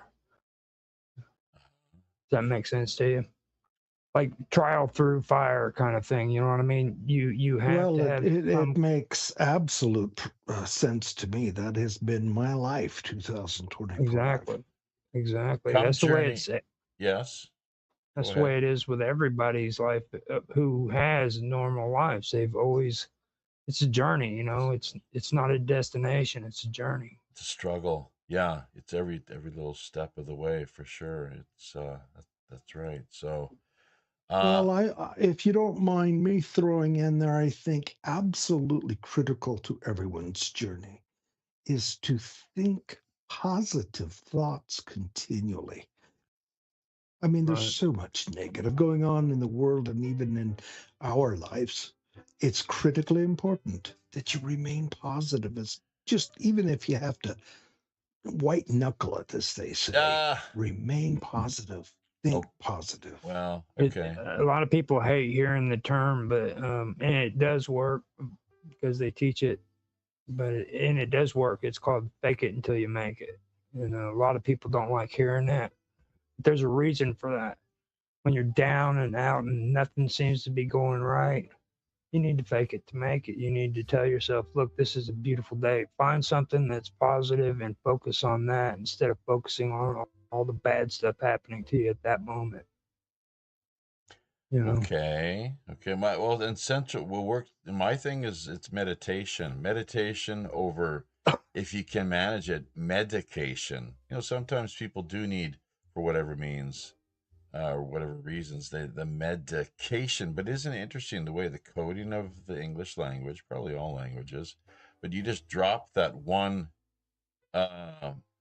consonant, just the C that transforms into a T, and that's all the difference there is in those two words and terms. And meditation, if for people that think about it, it's simply it's natural and it's free, and it's everyone meditates. Just that some people realize it, some people are aware of the yoke that they carry, as per what Christ talked about, and that I suppose it's within all of us to embody that.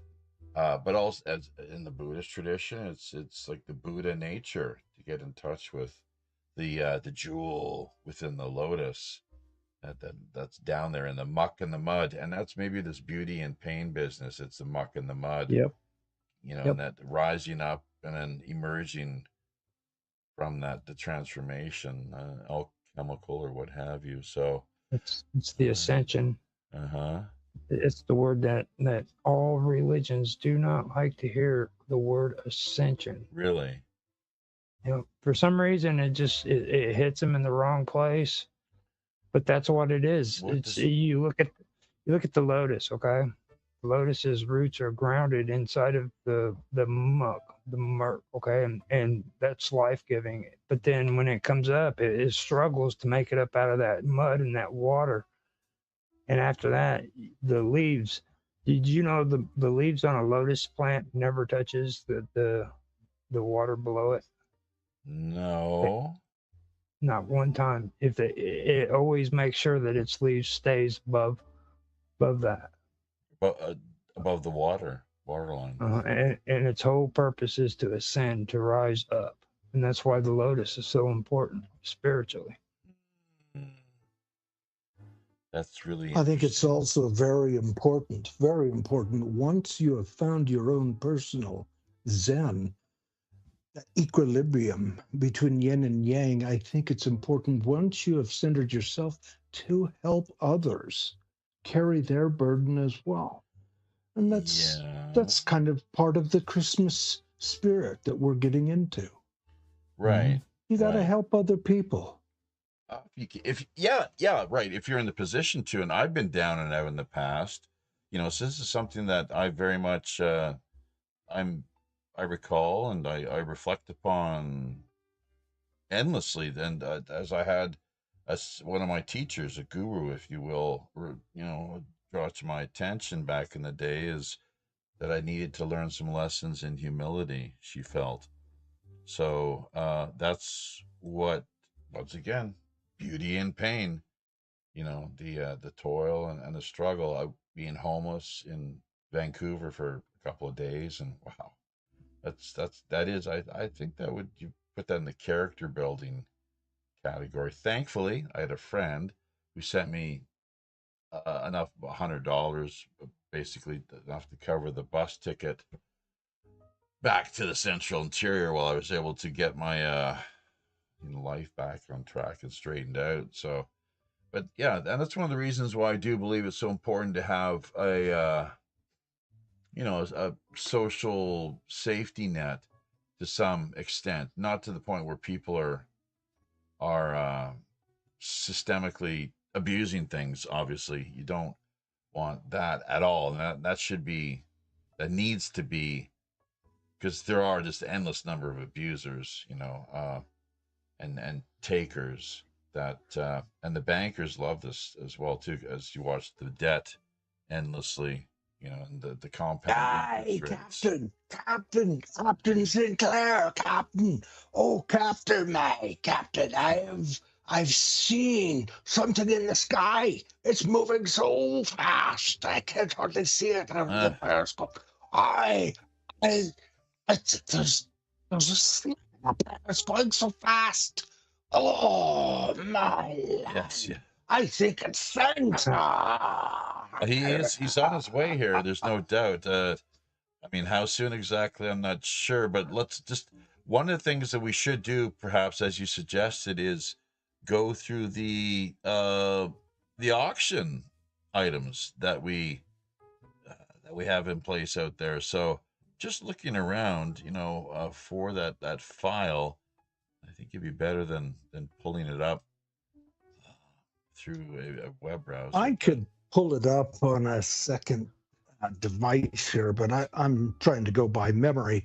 I know there was some automotive repair. Of course, there was the lessons that you and your wife are offering. Take your wife up on that. Yeah. There was some automotive work that could be done. Yeah. Of course, that's going to be a local type of situation. Go ahead. Typically, well, unless you can walk somebody through on a long distance, kind of virtual basis. And that's the thing. The beauty of what we have here is that it's either meeting in person and taking care of things from that angle, but having someone call, perhaps, in a virtual sense, and they could take their technology and use it to show the mechanic on the auto there, what's wrong, what could be wrong. Music lessons can be done. Music lessons, yes. Yeah. So, and we've done that in the past. There's merchandise that's going, your merchandise is going directly to this cause. T-shirts, sweatshirts, coffee mugs. What else is there in there? Well, let's see. Let's bring this up on screen here right now for the rest of the people. And I wanted to ask and make sure it might be fine if you explain to everyone how they go about making a bid on these items that are up for auction. How specifically do they do that? Just reach out to us and let us know what look. You have to look at. I think this is. I've got. To, I can. Go ahead. I can do something, but it's kind of geeky. But if you want to add it to there, I can freaking make an offer to anybody who wants the quintessentials from Dungeons and Dragons 2, 2nd edition. Yeah, what is it? Is it a book? There are actually several books that's involved, but it's the quintessentials, and like you have like Rogue 2, okay, Druid 2, Barbarian, Paladin. Yeah, well, that's perfect. We can add that to the list. And the honest truth here is we have not fully updated. I mean, we just I don't know if we can edit this now. Probably not, but. Well, go ahead and work on that. I'll go back off of memory here again. There was a painting. That's right. Evidently quite a painting of a rattlesnake, I guess. Take a look at what we got here, actually, Mr. A. Yeah. So WPRPN recused ourselves from any third-party liability. Since the campaign was launched back in December 2015, there have been no problems whatsoever, thankfully. So we'd like to see this continue, steady as she goes. Standard market value. Can you guys see this? Standard market value, starting bids. So, for example, Jeffy, martial art. I hate to interrupt you, but on that there's a date up there. This is 2023. That's what Is this the correct document? That is correct. We've yet to update. Very good. There's a separate text file that I just haven't had the time. Honestly, I just have not had the time to get everything. Last year was pretty rough too. I mean, you got to admit it was pretty rough. Was I sick last year? Well, no, it was just everybody was down and out. I was even that way. It was like I remember freaking doing last year it seemed like a big feat. You know what I mean? Because like just bad things were happening to everybody. Yeah. It just, I mean, I could even tell with you to a certain extent, you know what I mean? But last year I remember I had when we wrapped up, it's like, wow, this has been the most successful ever. Yeah, it was good. It was, I mean, but I'm like before we started, it was like almost as if, oh man, we got to do this. And then by the time it was over, we had a pretty good year. Right. Thanks to the likes of yourself and everyone else that took part. Another shout out, by the way, speaking of which, to Vinny from Brooklyn. I think he was first on board last year. Was it last year or the year before? Either way, he has been very helpful here behind the scenes and helping to share the content and better, get it out there and opportunity for people to see and check out what we're doing, what we're all about. And along with Joshua Allen Huckle and numerous others that hopefully will come to mind here shortly. But the thing about it too, one of the big hurdles that we got to work on constantly overcoming, there's a couple. We need to better delegate, and in fact, someone's got to take charge of the auction end of things, in the sense of getting it laid out the way you're seeing it here currently, and organizing and having it, everything's listed here, of course, with numbers and so forth. Having it made clear to the public what's going on, how it works, how you can, put your bids in.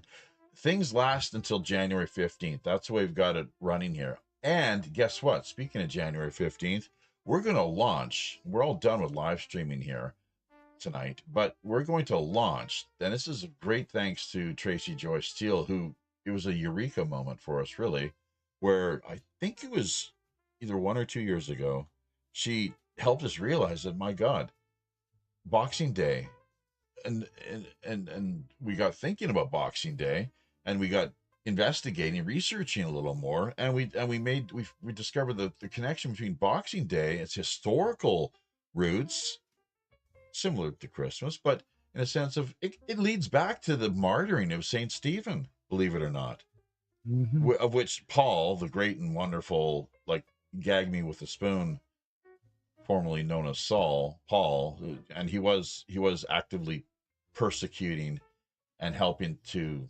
kill Christians. He was said to have been, there's not too many people that argue he wasn't there. It's just a question of whether he had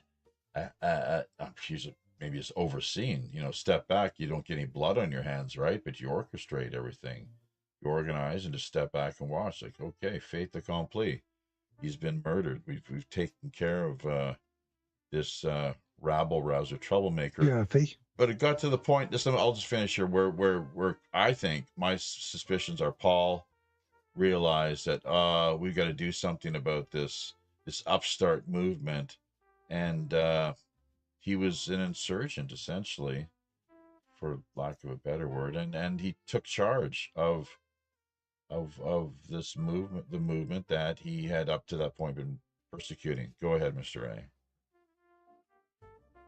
I was just wondering if you might have some pictures of the handmade belt by chance. Well, or that painting. I don't know about the painting, but the handmade belt.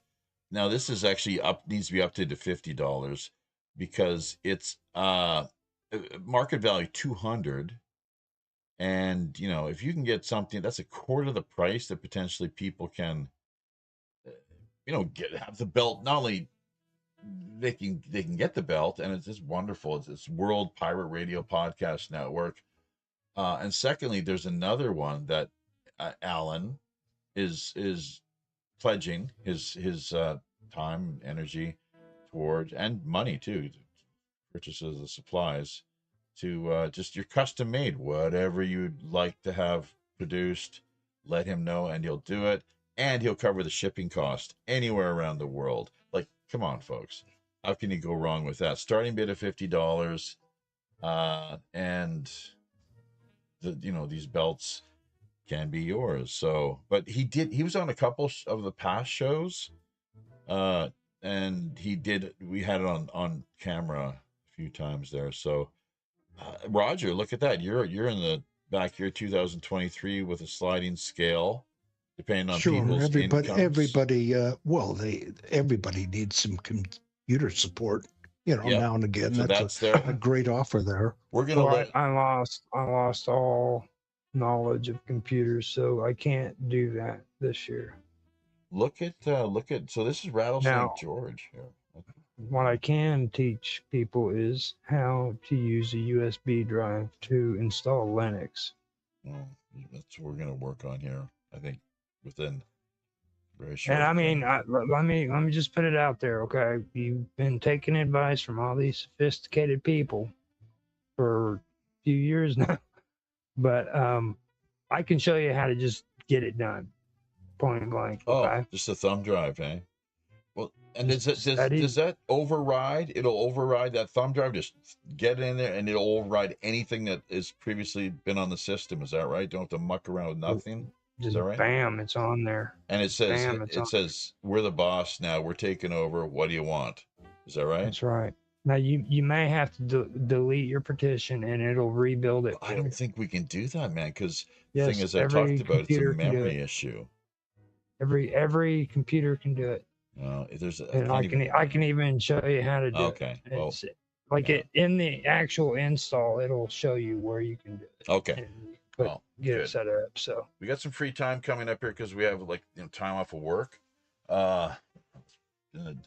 Let's see, starting Sunday. No, Sunday I'll be at this church. Did you hear how I got invited to attend a church? It's a worship gospel.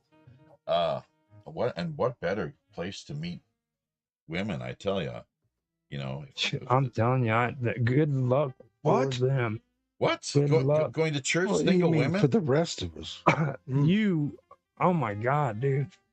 What do you mean? You are going. You're good. You're just gonna rock their world, dude. How They're so? gonna meet. You're gonna meet the old Jaffe Rider, and their life is never gonna be the same. Well, dude. yeah, trust me, I've had that effect on a few people. Yeah, yeah, but they invited you to church. oh well, no. It's a Korean. It's a big church too. Which do you ever? I'm going to be doing some guitar and like a little Cool. maybe bass support. We'll see. I need to get the sheet music. It's a pretty straightforward song, but it'd be great to have the sheet music and then work on it from there and do like a DI thing where you plug in, make sure I got my battery fully charged and ready to go. Jeffy, I got another question that perhaps some of the listeners might ask themselves at the very top of go back to that screen. At the very top there, winner decides which worthy cause to support. That's right. Support / promote. Yes. So can you give us some examples of what somebody could use? Well, where you are deemed to be the winner of the item or service that is out, that has been auctioned. This is, we like, once again, and we want to see the receipts too. We need the receipts.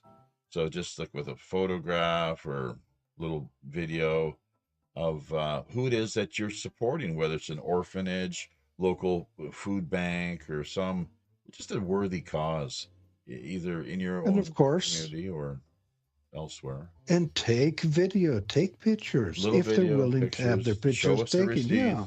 That's where we get the Christmas spirit from. We don't need your face or nothing. Like, as long as you just like a receipt of and that passes the smell test. And you need content to be able to put on future streams and future promotions. Yeah, go ahead. Yeah, right. Yeah, we could even contact the we've done it here with the local orphanage. We had that back in the day where one of our listeners from Ontario, she might have passed away actually. Bye Bye Blue Skies. She was at the helm of the chemtrail campaign, and she may have been targeted because it was like she was being hit with intense electromagnetic, a frequency weapon of some kind, where all of her hair started to fall out suddenly, and it just, her strength was being, it was like how these exotic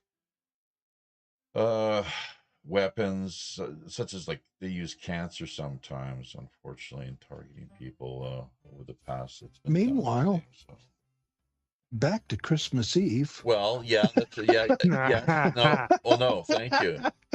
No, that's great. No, I appreciate that, because that's why that's exactly what I'm talking about, where like we need to keep the focus on what we're doing here. So with the local, she helped to support the local Korean orphanage that we were there for like 5 years, basically. The reins got handed to us essentially to help out with and showing them love and support, and we did with toys and songs and just Christmas stories and some fun playing around and whatnot. But all good things, all things must pass.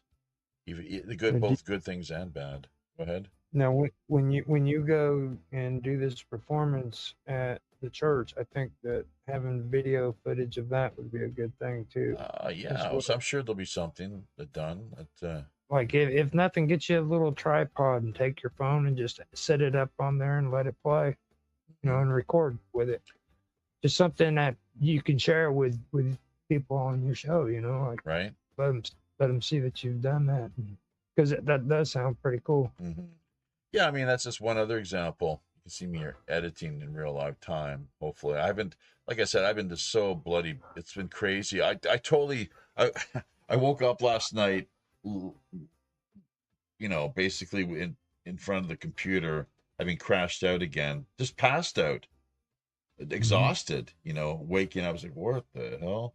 And it's because just overworked, basically, and burning the candle at both ends. So I did that when I used to play Fallout. I fell in love with that game, and I would just play it and just fall asleep holding the controller. And people would come by and wake me up.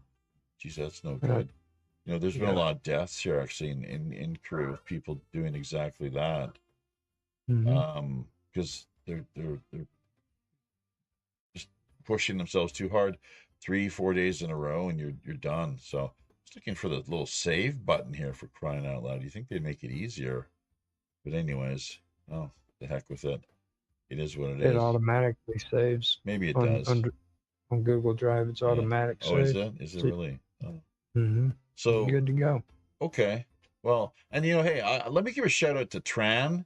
Our Toronto man, Vietnam nice. Tran, out of TO, and Auto Excelsior, who've and Bob Dub, and I can't pronounce her name. She's really sweet though. This one lady, you might have seen a thing or two of her. Let you take that off the screen share, I guess. There's so many people to thank here, and we really should publish something in the next couple of days. I've got a shout out. Yeah. Can I shout out somebody? Yeah, of course. This person's name is Ian, and they are out of the Philippines. Ian? Just thought I'd shout them out. Ian. Oh, okay. Right on. Hey, one of my coworkers here is Philippine. She bought me thank you for reminding me. She bought me this tea, and I think she got a few for other coworkers. It's like just really rich in vitamin, is it C or D? It's like those red tea drinks. My God, it's like they have like mandarin type fruit flavor, and if I could remember the name, but.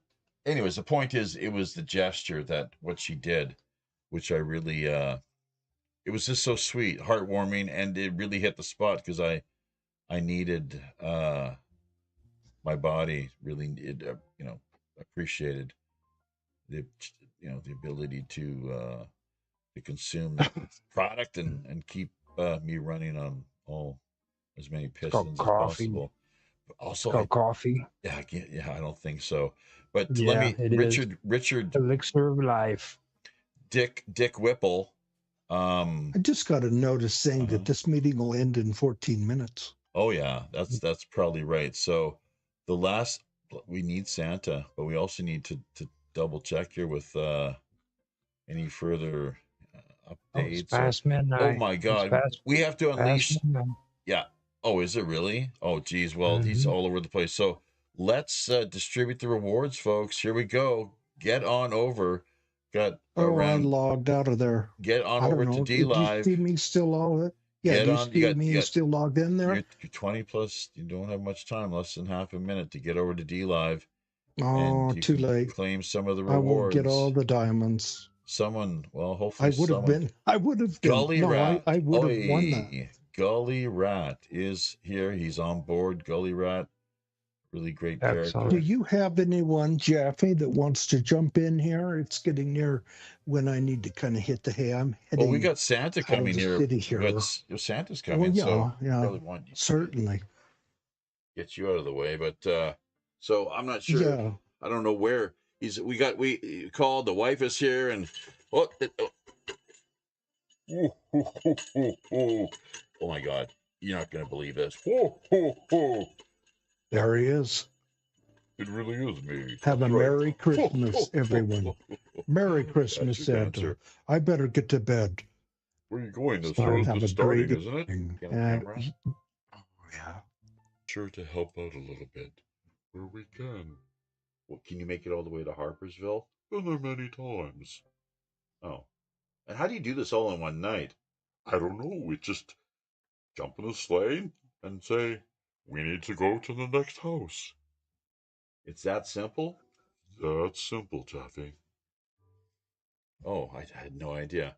By the way, thank you for all the work you've been doing here.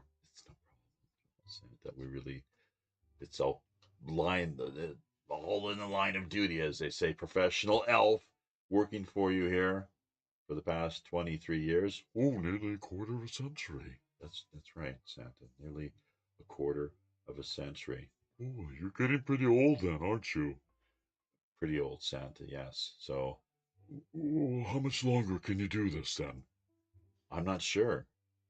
Well, is there nobody else in Korea? Well, there's a few people out here that are active in their communities. Oh, that's right. Oh, I know you can only do so much, but you're strategically positioned. That's a pretty big word, Santa. Positioned? No, strategically. Well, of course, strategically positioned. X marks the spot.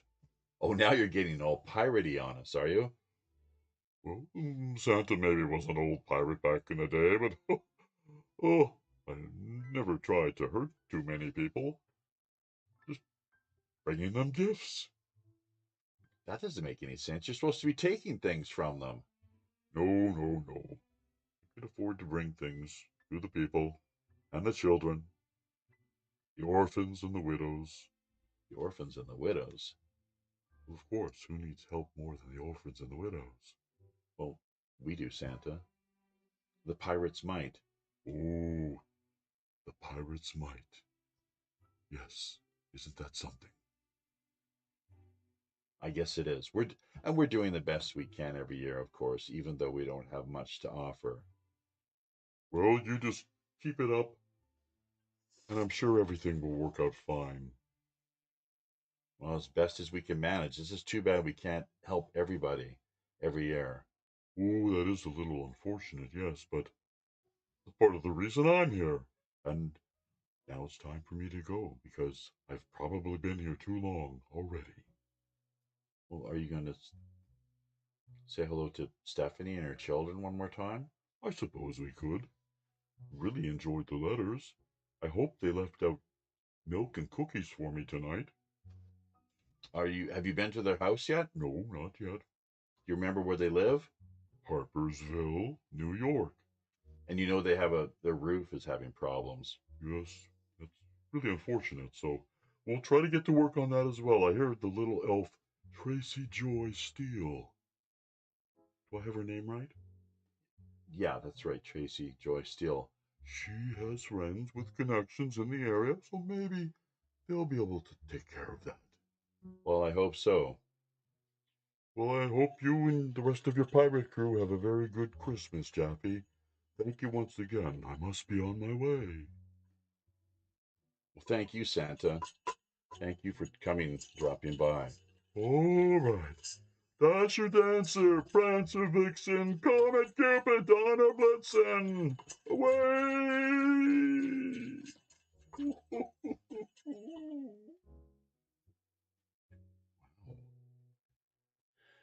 He never fails to disappoint. no, Or is that the right way of putting it? Maybe he does. Every year he does disappoint, but I think he did an okay. I really think he did an okay job. He showed up. We weren't sure. We're never sure. So he made it. Gully Rat made it too. And we are trying to unleash this treasure chest. So let's try this one more time before we head on out of here. I guess I would go over there, but D-Line is contrary these days, so it gets harder and harder to get even onto their website. It keeps saying like this site can't provide a secure connection. That's crazy, man. How about that? So less than eight minutes here, and I'm not sure if have we covered it all. Have we talked about all the people that have been, we've helped out Harpo, Yvonne Malfond, and we've pledged our support for toward Alan. We got it clear on his PayPal address. Actually, he's got to send us a request for $50, and we'll once again, we will challenge anyone who's out there to meet or beat that amount. Take a look at homenetwork.tv. I think it was he and Robert Morningstar who helped launch that network. And we got a lot of people like Alan out of Australia with the belts, of course, the fine handcrafted leather belts. Something that we have a couple of here. Just to let you know, Golly Red did also donate back into the chest one snow globe. So that's 100 diamonds that he gave back afterwards. Thanks, man. We're gonna load up the try to load up the treasure chest here one more time. I think maybe we have to refresh the browser. I'm not sure if this is really taking or not. So, but Reverend Jim, was it this stream that he dropped by? I think he did. Yeah, that's right. Shout out to him and his daughter Jessica, and her fellow hardworking culinary artist husband. Essentially, I don't think they've totally tied the knot yet, but probably fall more into the common law category. So, yeah, but anyways, there's so much more. I hope we're not missing out on anything as far as people that we could thank. We'll just have to encourage everyone to drop by, to keep in touch. Pirate One Radio at protonmail.com. And trying to get things straight here so we can actually see one another clearly. There was something I did want to mention to you too. Do Better was talking about getting something started on minds.com. Yeah.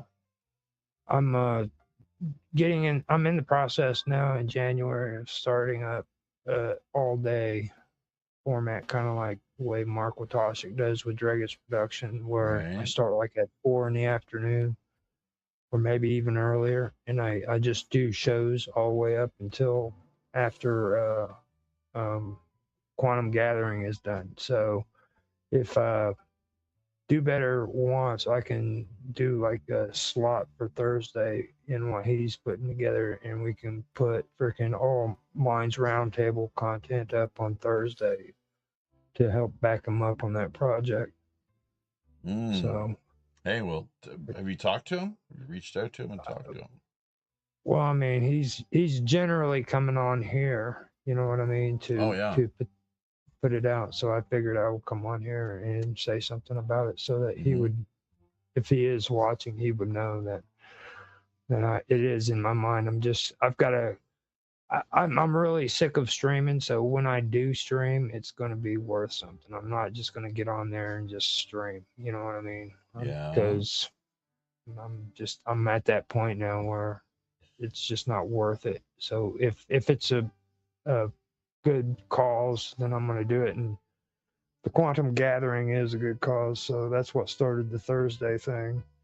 And then I started thinking about it. Do Better is actually stepping up to the plate and trying to do something for minds.com, which a lot of people on there, to be honest, really isn't. So, I mean, I got to give him credit for that. You know, whoa, hang on. What do you mean by that? I missed that last part. There aren't very many people on there that's wanting to step up and do something to try to keep the platform going, you know, keep it active. Yeah, I've been trying to So, be a little more active than I was in the past, yeah. number of months, especially. So, I You've hear, even been chatting. I've noticed a couple of chats you got involved in on there too. yeah, sure. So, I mean, I'm open to engaging people and being a part of things, but I'm just thinking right now what we can queue up as far as outro content is concerned. We have some music in mind. Uh, maybe frankincense. The people, the gifts of the wise man, always intriguing, of course. But it'd be a shame if we didn't share this before the year was out. I don't know if you want to stick around for this or not. If you can see what's on the screen, but Synagogue of Mary. Don't think we shared that. There's an interesting Willie Nelson. This is Willie Nelson's Steve Colbert, who I'm not a huge fan. I'm not a fan of in the least, actually. But what they did here was pretty darn funny. This goes back a number of years. How to understand the three wise men. Oh, gee, actually, maybe cue that one up. Perhaps. I mean, the Zoroastrians. This is something. This is esoteric. I know you like going there with your Well, analysis and whatnot, but Zoroastrians to me aren't really esoteric. You know what I mean? Like I know really, a lot of people. When I hear people talk about them, like they make it out like the Magi were like this esoteric thing, and it's actually studied by scholars. I mean, it's a very intellectual talking piece. You know what I mean? Zoroastrianism is. It's not really so esoteric. you're saying it's more exoteric? But yeah, well, considering that college professors actually do research on it to this day, it really says something about the religion. Mm-hmm. So I mean, for me, like when I talk to you about the lotus, okay, now that is very Yeah. esoteric Here go the subject, and it's rewards, by straight. the way. Just real life time. The treasure chest is being unleashed. So, unless we get jammed again, folks, we're loading up the what we've got to offer here. It looks like they might be blocking us once again. Numbers up and down, D-Lab. But go ahead. Sorry for cutting you off. They're just trying to. It's fine. Yeah. It's fine. But I mean, it's like whenever I talk about the lotus and stuff, that's very esoteric. It goes into Egyptian as well as Buddhist really beliefs. As it's pretty it's pretty deep. Egyptian. That What? I'm sorry. Now you're talking Egyptian and Buddhism. What? What are we yeah, talking? We're talking. the lotus, the Well, I lotus. mean, how about Greco Buddhism? If you want to just briefly that address makes it that. even more interesting when it comes to the lotus 900 because years, man. 900 years. mhm. So, and And why let is me it? Speaking of scholars, why do they ignore this for? Why has it been ignored for so long? Is one of mhm. my big questions up until it seems just recently, where there's more recognition, acknowledgement. Did we just lose? Well, we just lost the the feed and the stream there, so we're not going to really bother in trying to reconnect because it is time to draw the show and ultimately the campaign, of course, to an end. But before we do that, oh boy, where should we take this now? Uh, well, let's see what we've. Oh gosh, Synagogue of Mary Magdalene. This is really interesting. Very okay. I don't think we shared this yet. It's always to me very intriguing and worth sharing. I know there's a lot of Christians that get very irritated if you don't emphasize this end of things because I mean, hey, after all, it is the whole point, is it not? Why we have Christmas, unless of course you're talking solstice, Sol Invictus, as it's known, and Mithraism, and so forth. And in fact, nobody seems to really know when his birthday was, but it's as good as day as any, especially when you stop to consider uh, how if you already have a pre-existing pagan holiday, why not just integrate? That's what the Catholics have done for eons, 2,000 years. They, rather than wiping everything off the map and investing all this energy into destroying pre-existing traditions and practices, simply, pursue this approach of religious syncretism. And I would argue that's one of the reasons why Catholicism has been successful as it has over the years. So, Merry Christmas Eve. Presents end the day by midnight. All right. But in the meantime, let's cue this up here and see what we can learn about Mary of Magdala and the fact that, I guess she really did exist, truth be told. How interesting is that? Connecting the dots here, folks, to ancient archaeology.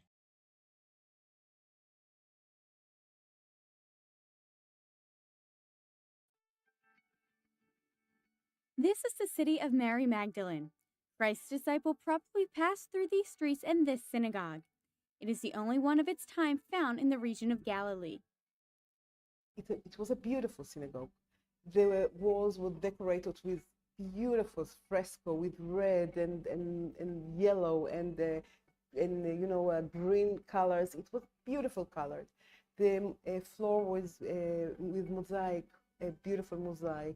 It has 6 columns holding the roof.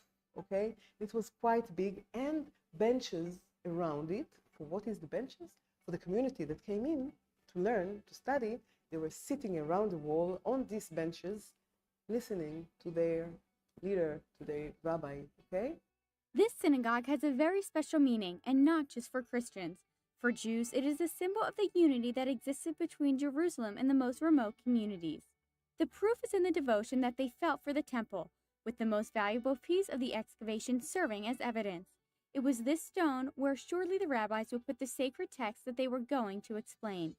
The menorah is carved in it, which is the candelabra of 7 arms that was in the holiest place of the Temple of Jerusalem. The person who did it, he saw the temple in Jerusalem. He knew from his knowledge, not from his grandfather's story. Till today, this is the first item, the first art piece that we found like this. And it's not just artistic, it's also spiritual. Most interesting of all is that this excavation led by the Israel Antiques Authority began only by chance. In fact, the Legionaries of Christ were going to build a site for pilgrims. When making the previous excavations, they discovered the old city of Magdala and had to modify the original project. Now, for the first time, the stone is exposed to the public in the place that few could have imagined, the Vatican. It is an unprecedented gesture that hopes to demonstrate the harmony and dialogue that exists between Christians and, as John Paul II said, their older brothers in the faith.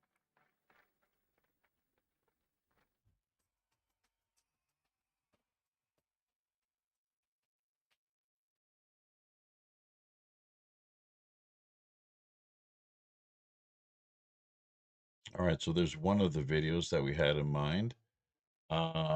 Here's another. Not sure if this is going to be a little bit in the way of musical accompaniment or entertainment. Well, this one here, let's give this a shot. Why not? Hang on a second now, for all you Canadians, knuckleheads out there, especially, tuning in tonight.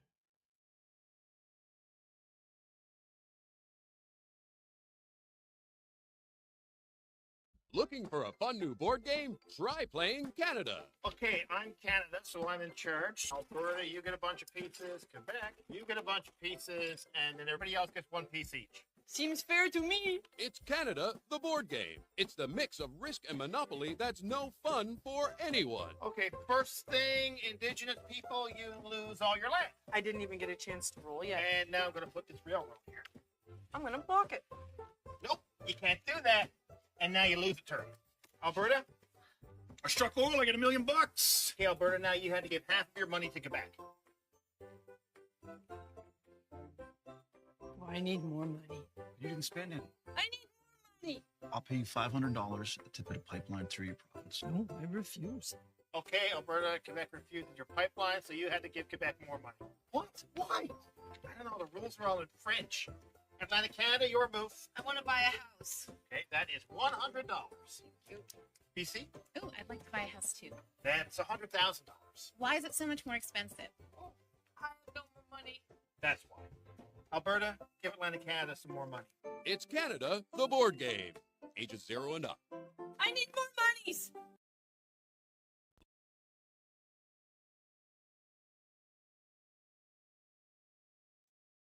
All right. Not exactly Christmassy in nature per se, but they're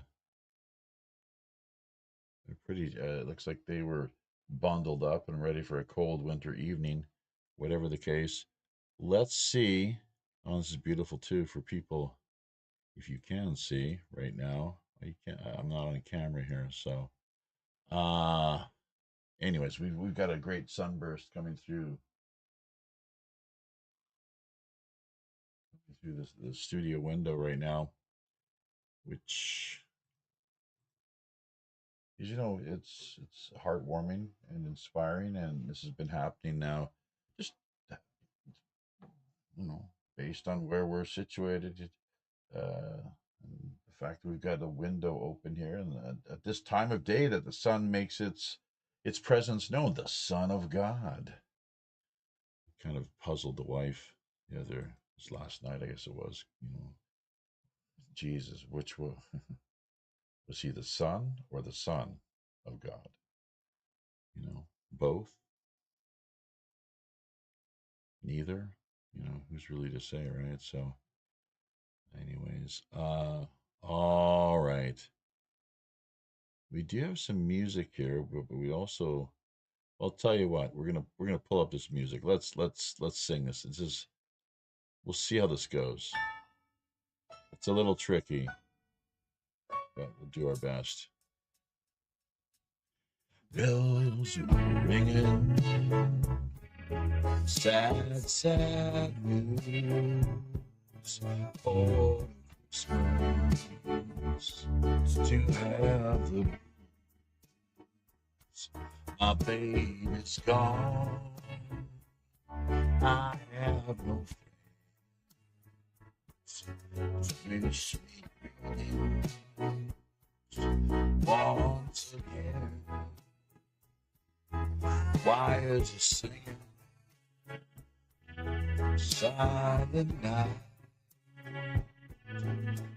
Christmas carols by candlelight. Please come home for Christmas. Please come home for Christmas. Not for Christmas, by New Year's night.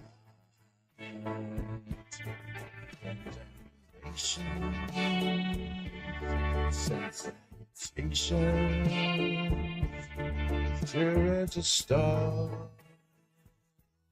shine above. But this is Christmas, it's Christmas, my dear. Time of year to be with the one you love. So won't you tell me you'll never wrong? Christmas Eve, oh, find your there'll be no more sorrow, no grief, and I'll be happy once again.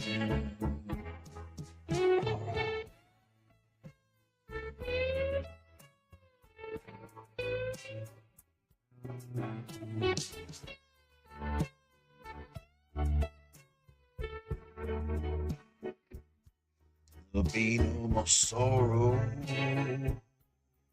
grief and pain, and I'll be happy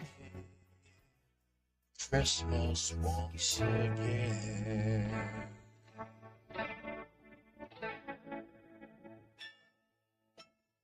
telethon.com is the website for people who are interested in maybe dropping by. I kind of like the way that they've got things set up there. And he was Charles Brown, was the old black blues artist. What perhaps back in the day they would have referred to as R&B. Interestingly, that's taken on a whole new flavor, and for many different way of looking at things and what it was originally R&B. I prefer the first style myself, what R&B used to be. Not a huge fan of this meta modern way of looking at things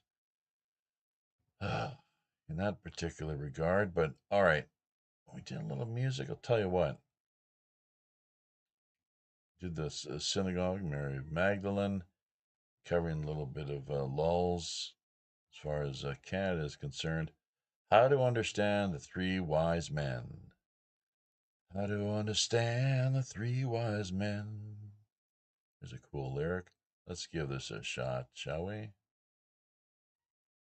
For Luke, the shepherds are important symbols of Jesus' humble beginning.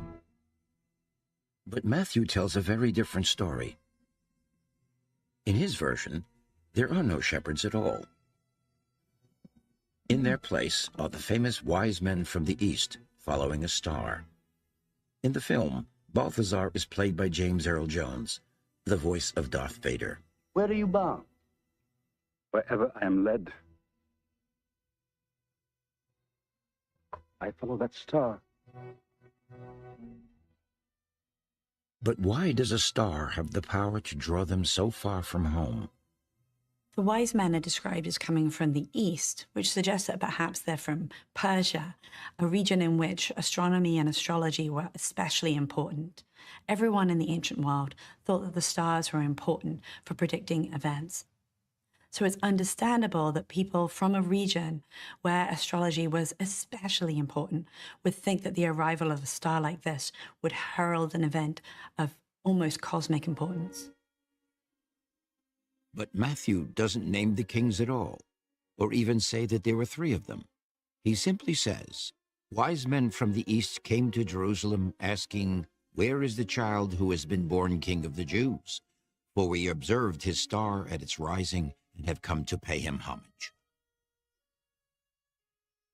Their names and number weren't written in any of the Gospels. They appeared in writings many centuries later. But Matthew is specific about the three gifts the wise men brought with them. Accept these poor tokens of our homage, incense to perfume the halls of mighty. Gold for kingly rule, myrrh, the most precious herb of the East. Frankincense and myrrh are luxury items associated with aristocracy, even kingship. So to anoint the head of the future king, you need to have these glorious substances, and it needs to come from figures of authority, hence the wise men. But they were more than luxurious gifts. They signified Jesus' future life and divine status.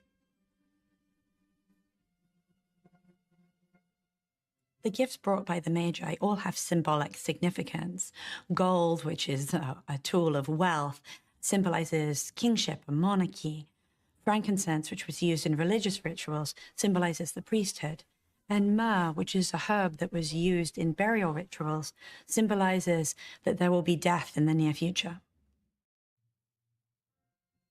What does Luke say about the three kings? Nothing at all. The familiar story of the Nativity, passed down through generations, is a blend of both Luke and Matthew.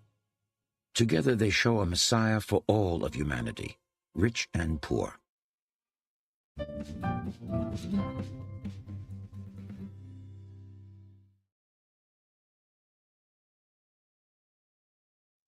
All right. Hopefully people were able to get a little something out of that list video, of course, dealing with Three wise men from the East. Pretty fascinating, intriguing stuff. Before I forget as well, too, need to get a shout out to my adult ESL students here in Korea. $100 actually.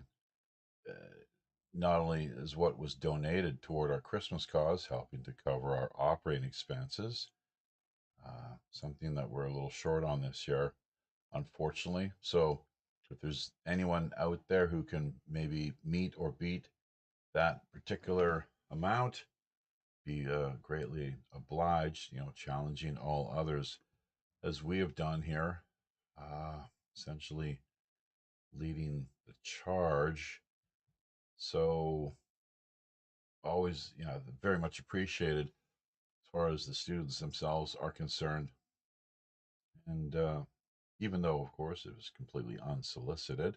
But speaking of whom, the church ladies,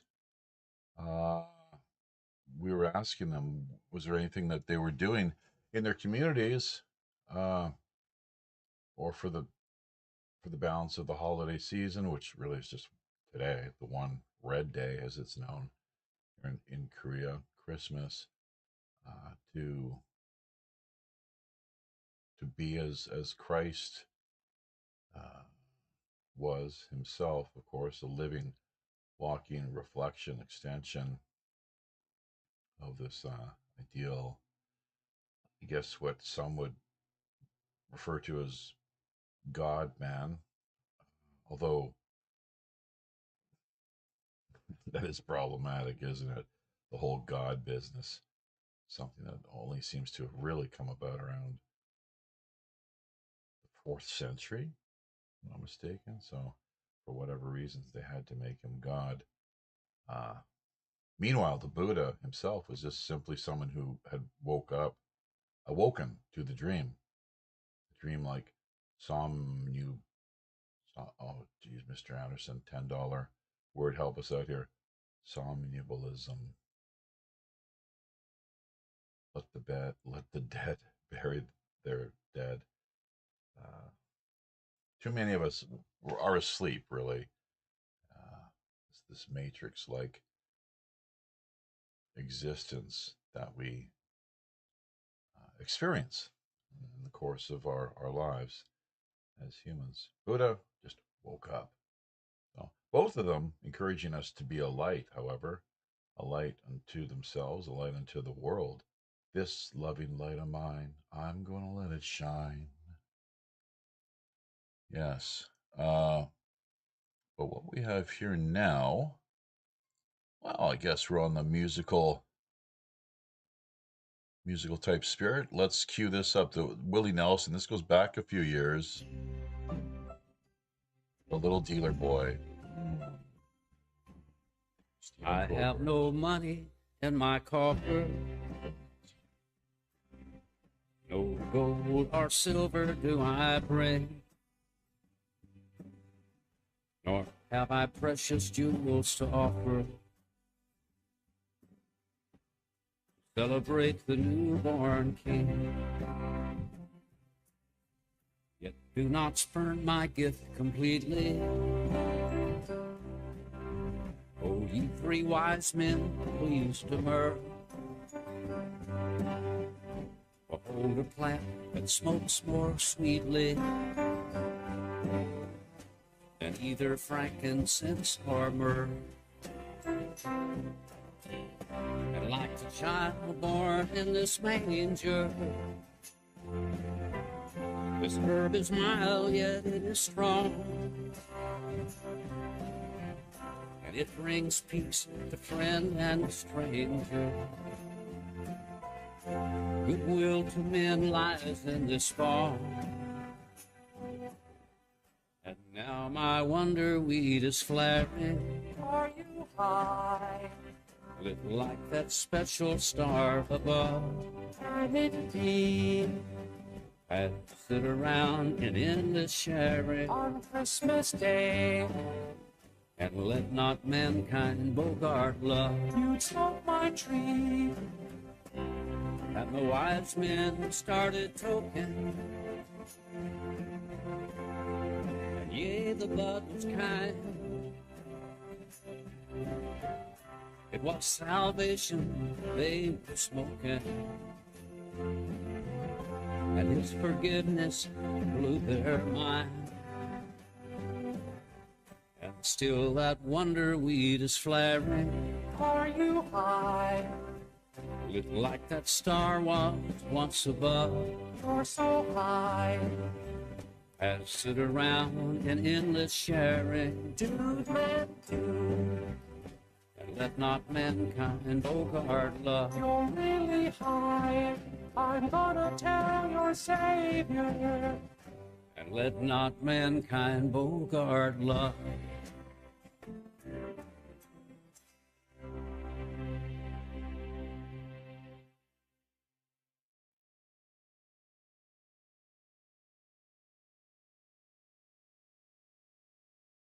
Wouldn't disagree with that particular sentiment now, would we? Not too many of us, at least. So almost find ourselves coming to an end here. I guess the last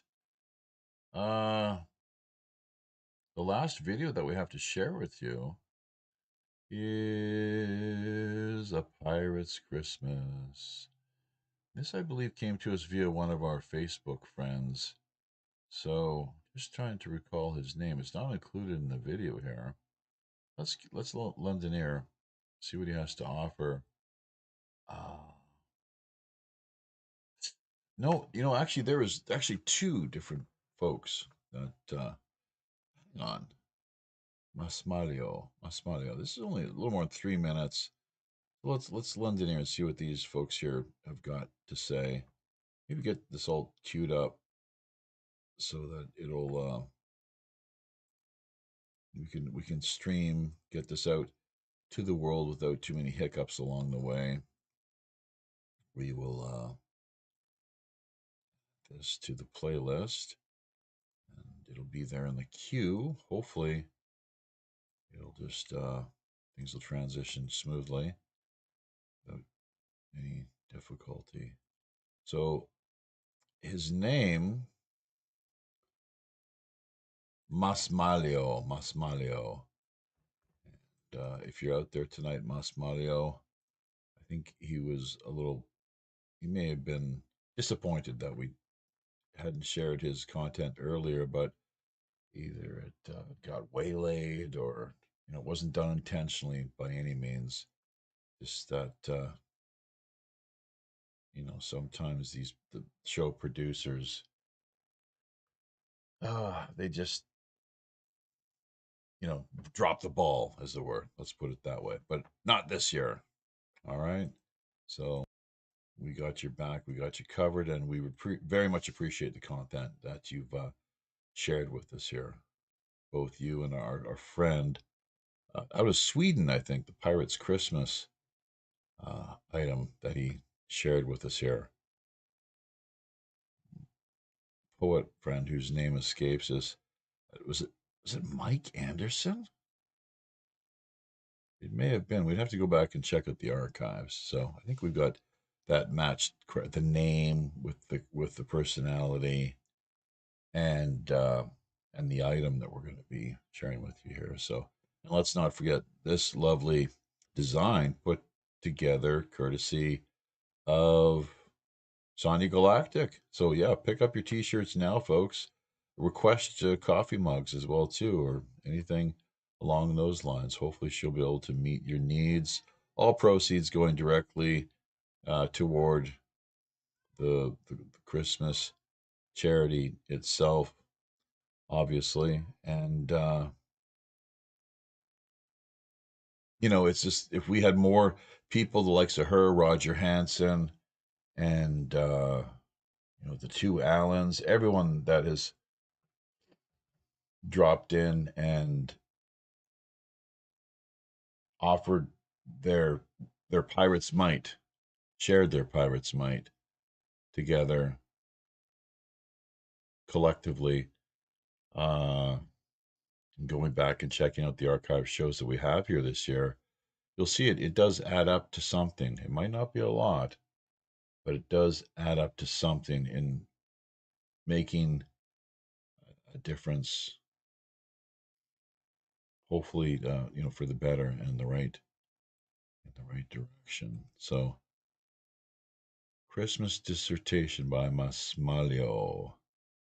Let her rip.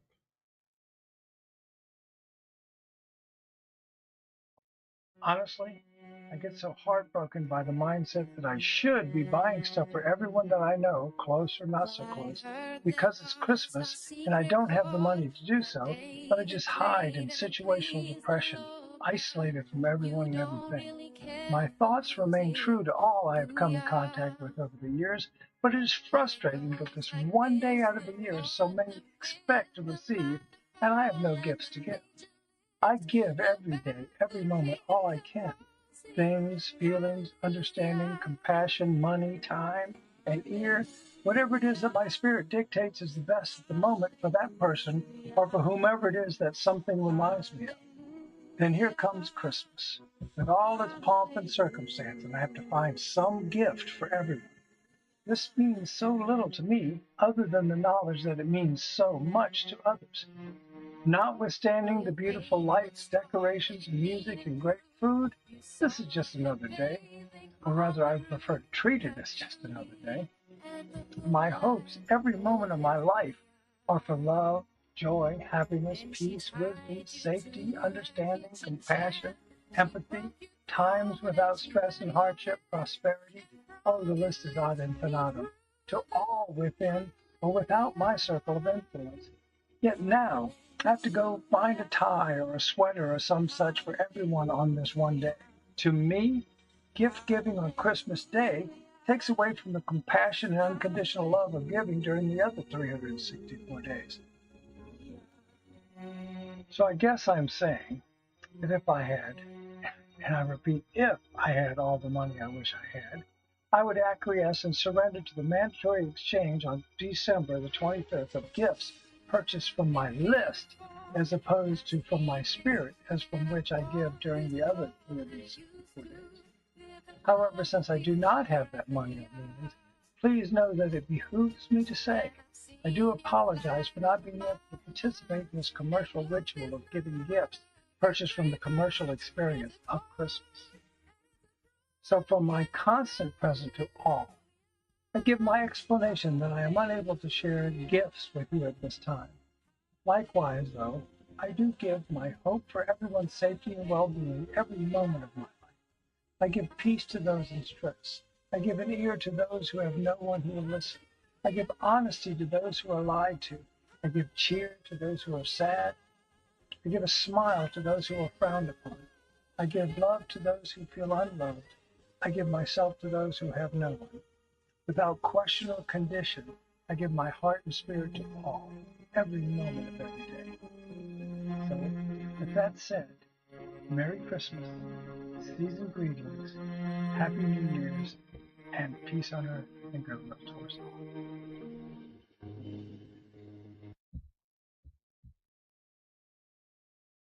For the night before Christmas and out on the sea, we were cold, lonely pirates with no place to be. We planned one more raid in the cold, freezing rain before sailing back to the warm Spanish Main. As we passed by Daytona on the Florida coast, we saw a strange-looking frigate. It appeared like a ghost. Its bowsprit was carved to look like Arctic reindeer, with a red lantern nose to make the ship's passage clear. Yo-ho-ho, surrender the booty. Yo-ho-ho, we're here to receive. Yo-ho-ho, it's a pirate's Christmas, and we're just a pack of bloodthirsty thieves. We sailed along broadside and prepared all to board. With bloodthirsty cries we raised up our swords. We cast not a fear on this scurrilous crew, a strange pack of pygmies in a very light hue. Out on the forecastle their captain appeared, a jolly old sea-dog with a long snow-white beard. He wore a strange suit of red with furry white trim, and he laughed in our faces when we shouted at him. We said, yo-ho-ho, surrender the booty. He said, not on my dead man's chest. Why, it's Christmas Eve, and it's my duty to get these toys to all the children who've all done their best. There'd been such good behavior by all girls and boys that his ship was a sinking from the weight of the toys. I stared into the eyes of my bewildered crew. They'd faced many a danger, but this one was new. So I offered the fat Spaniard my own brigantine to help deliver his gifts across the wide Caribbean. I warned him, though, we traded in piracy. Yo-ho-ho, he said, your secret will be safe with me. Yo-ho-ho will deliver the booty. Yo-ho-ho, take my treasure chest. Why, it's all Christmas Eve, and it's our duty to reach all the children who've done naught but their best. Yo-ho-ho, Merry Christmas. Yo-ho-ho, have some rum. Yo-ho-ho, enjoy my pirate's Christmas. Yo-ho-ho, pa-rum-pa-pum-pum.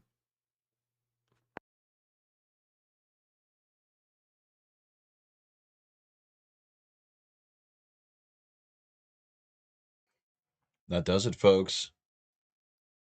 We have reached the end once again of this year's 2025 Operation Secret Santa, WPRPN's Operation Secret Santa charity relief, outreach, and consciousness raising campaign. A lot of moving parts.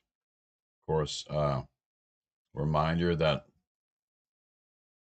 for those of you still wondering, it is in no way at all anything like Secret Santa that is conventionally practiced or pursued in the West. We've completely rebranded, reimagined, reinvented, remolded, expanded upon what can potentially be done here. And we're challenging all of our listeners to work on passing the word along to others who will take the torch, essentially, because we are keepers of the flame. Without the spark, without the flame, throughout the course of the winter months, our society and civilization historically, and even today, currently where we find ourselves, runs into some pretty major problems. You know, without that secret spark, magical, majestic flame, we essentially we cannot survive. So it's something that we're happy to see many others in their own right and capacity embracing and pursuing, and from the anonymous angle and otherwise, all depending, of course, on the situation where you find yourselves. And remembering nothing like UNICEF, the Red Cross, Salvation Army, Mothers Against Drunk Driving, nothing like that whatsoever, where because we keep our hands completely free and clean of any direct monetary donations or solicitations. Sometimes where it's forced upon us, where people insist, then there's nothing much we can really do. But we're just more here to facilitate relationships. Great to see as well in the last, few minutes of tonight's stream, Tracy Joy Steele. Amazing the magic that she's working out there, and it really is magic. Helping to make those connections where she actually, it sounds like, may have somebody for Stephanie Wilcox, someone who's able to, if I got the message straight here, take care of these roof problems that they're struggling with. So that is, we really will be interested in learning, hearing more about this over time. Just completely, what she's doing there is just, I'm, as you can probably tell here, quite speechless almost, and thrilled beyond beyond anything one could possibly imagine. So just a beautiful soul, beautiful spirit, as are all of you, honestly, or you wouldn't be here, would you? It's the reason why people tune into independent, alternative, underground live streaming shows such as ourselves. So another 15 minutes, we'll be hitting the 3-hour mark, if you can believe that. We tweaked the stream settings a little bit. Don't seem to be having exactly the same problems that we were the last few episodes. Or did I speak too soon? Did I speak too soon?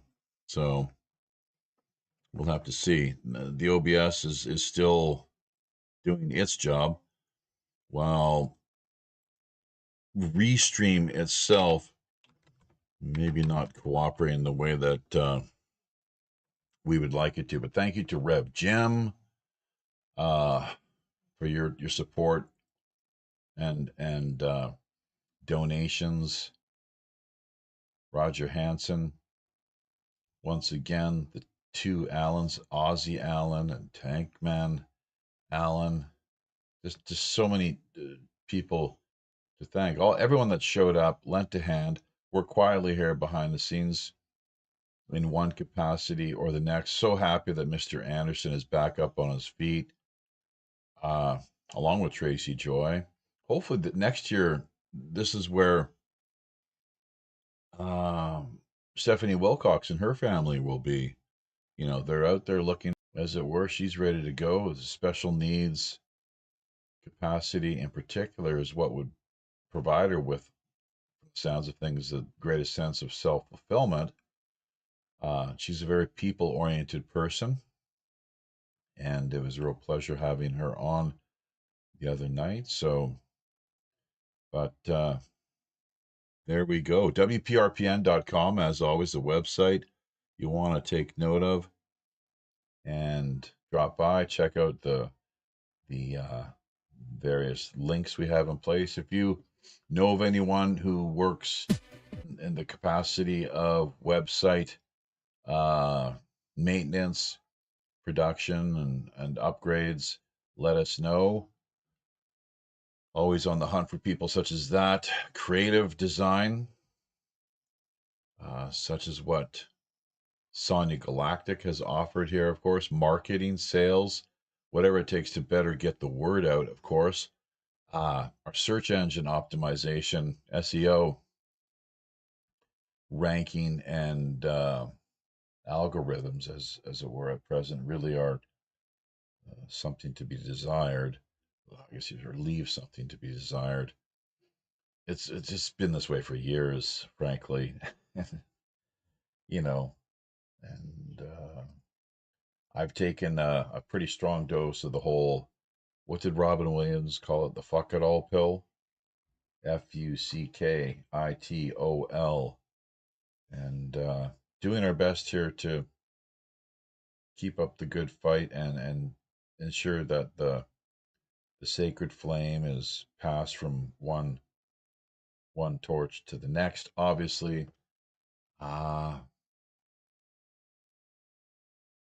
so many more people that we would love to help, which guess it'll be quite a challenge to get to all of them, obviously. Thank you, Chef's Woman 91. That's just great. Let's see if we can we distribute the rewards? Is this now going to work? No, there's something. It looks like it is, folks.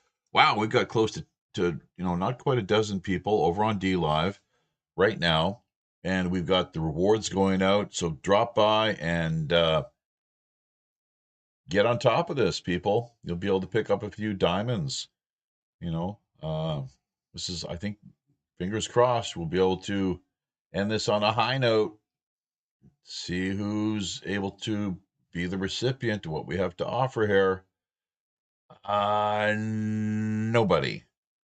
That's really bizarre. We got close to a dozen people altogether, and nobody's able to claim that offering. So maybe they just want us to keep what we've got there, I have no idea. I have no idea how the whole system works, other than the fact that you can sort of pay it forward and give back to the community, and that's what we're all about here, obviously. So we're going to be back with another year of quality feature shows, kicking off hopefully before too long with Preston Dennett, UFO,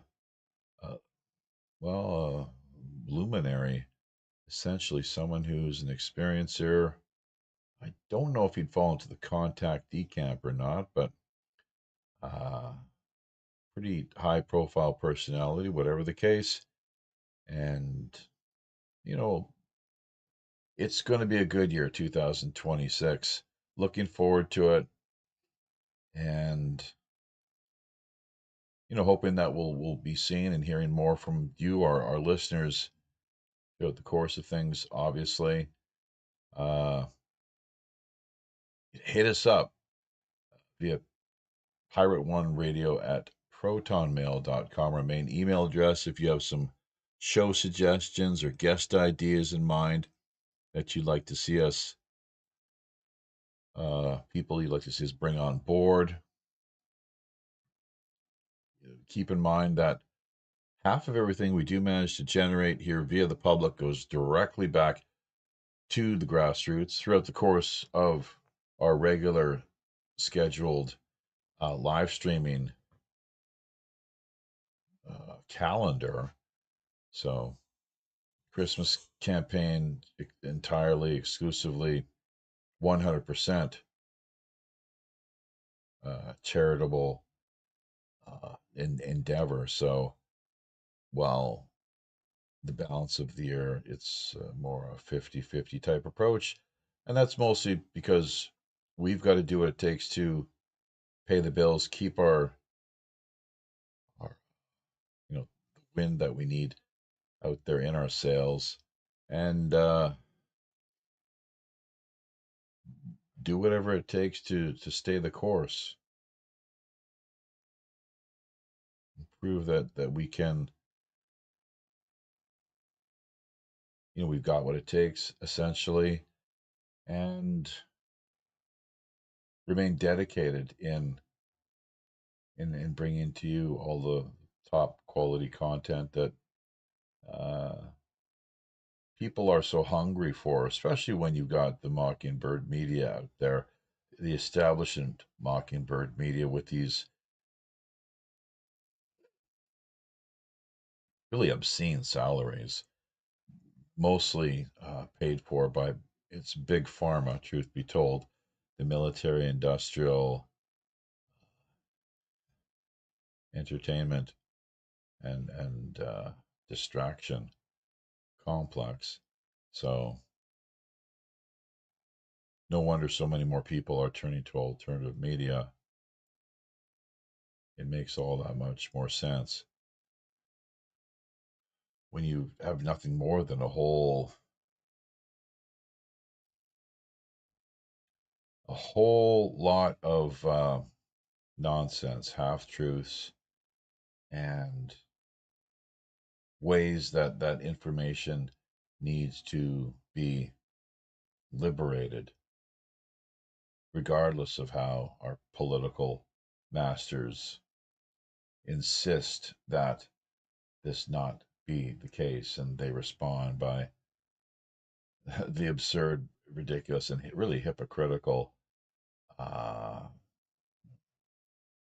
catchphrases of endlessly, misinformation, disinformation, never stopping to even distinguish between the two.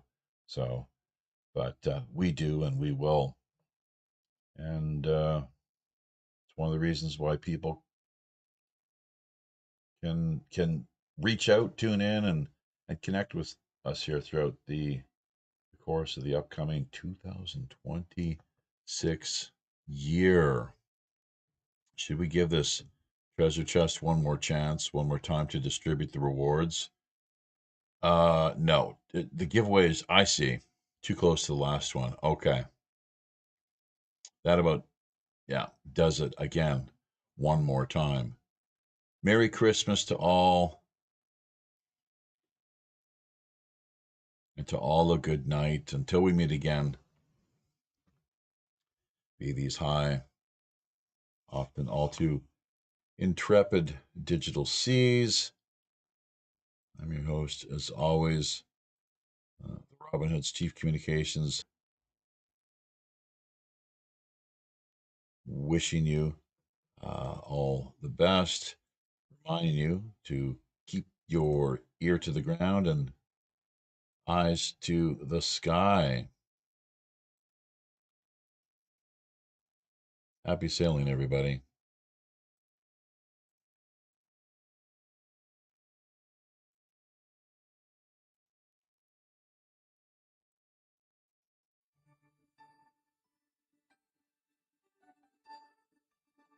Looking to lend a little hand this holiday season? Do your part in helping out those in need. You might want to consider getting involved on some level with Operation Secret Santa. Here's a quick overview.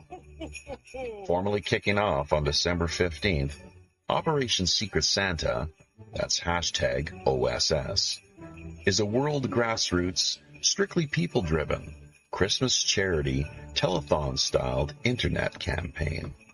Referral marketing, or what's otherwise known as word of mouth, drives the project's big red sleigh, with all money, donations, and the like going directly to the needy who are selectively sponsored.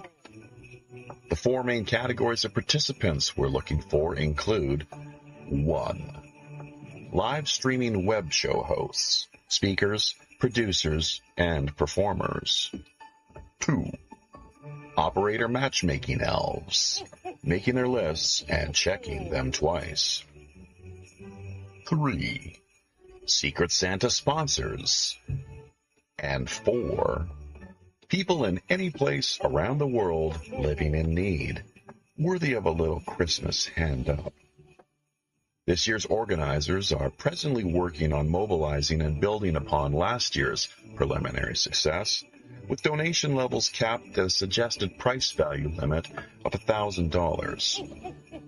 If you've any further questions, be sure to drop by WPRPN.com or check out our groups on both Facebook and Minds.com via a keyword search of simply Operation Secret Santa, hashtag OSS. Christmas.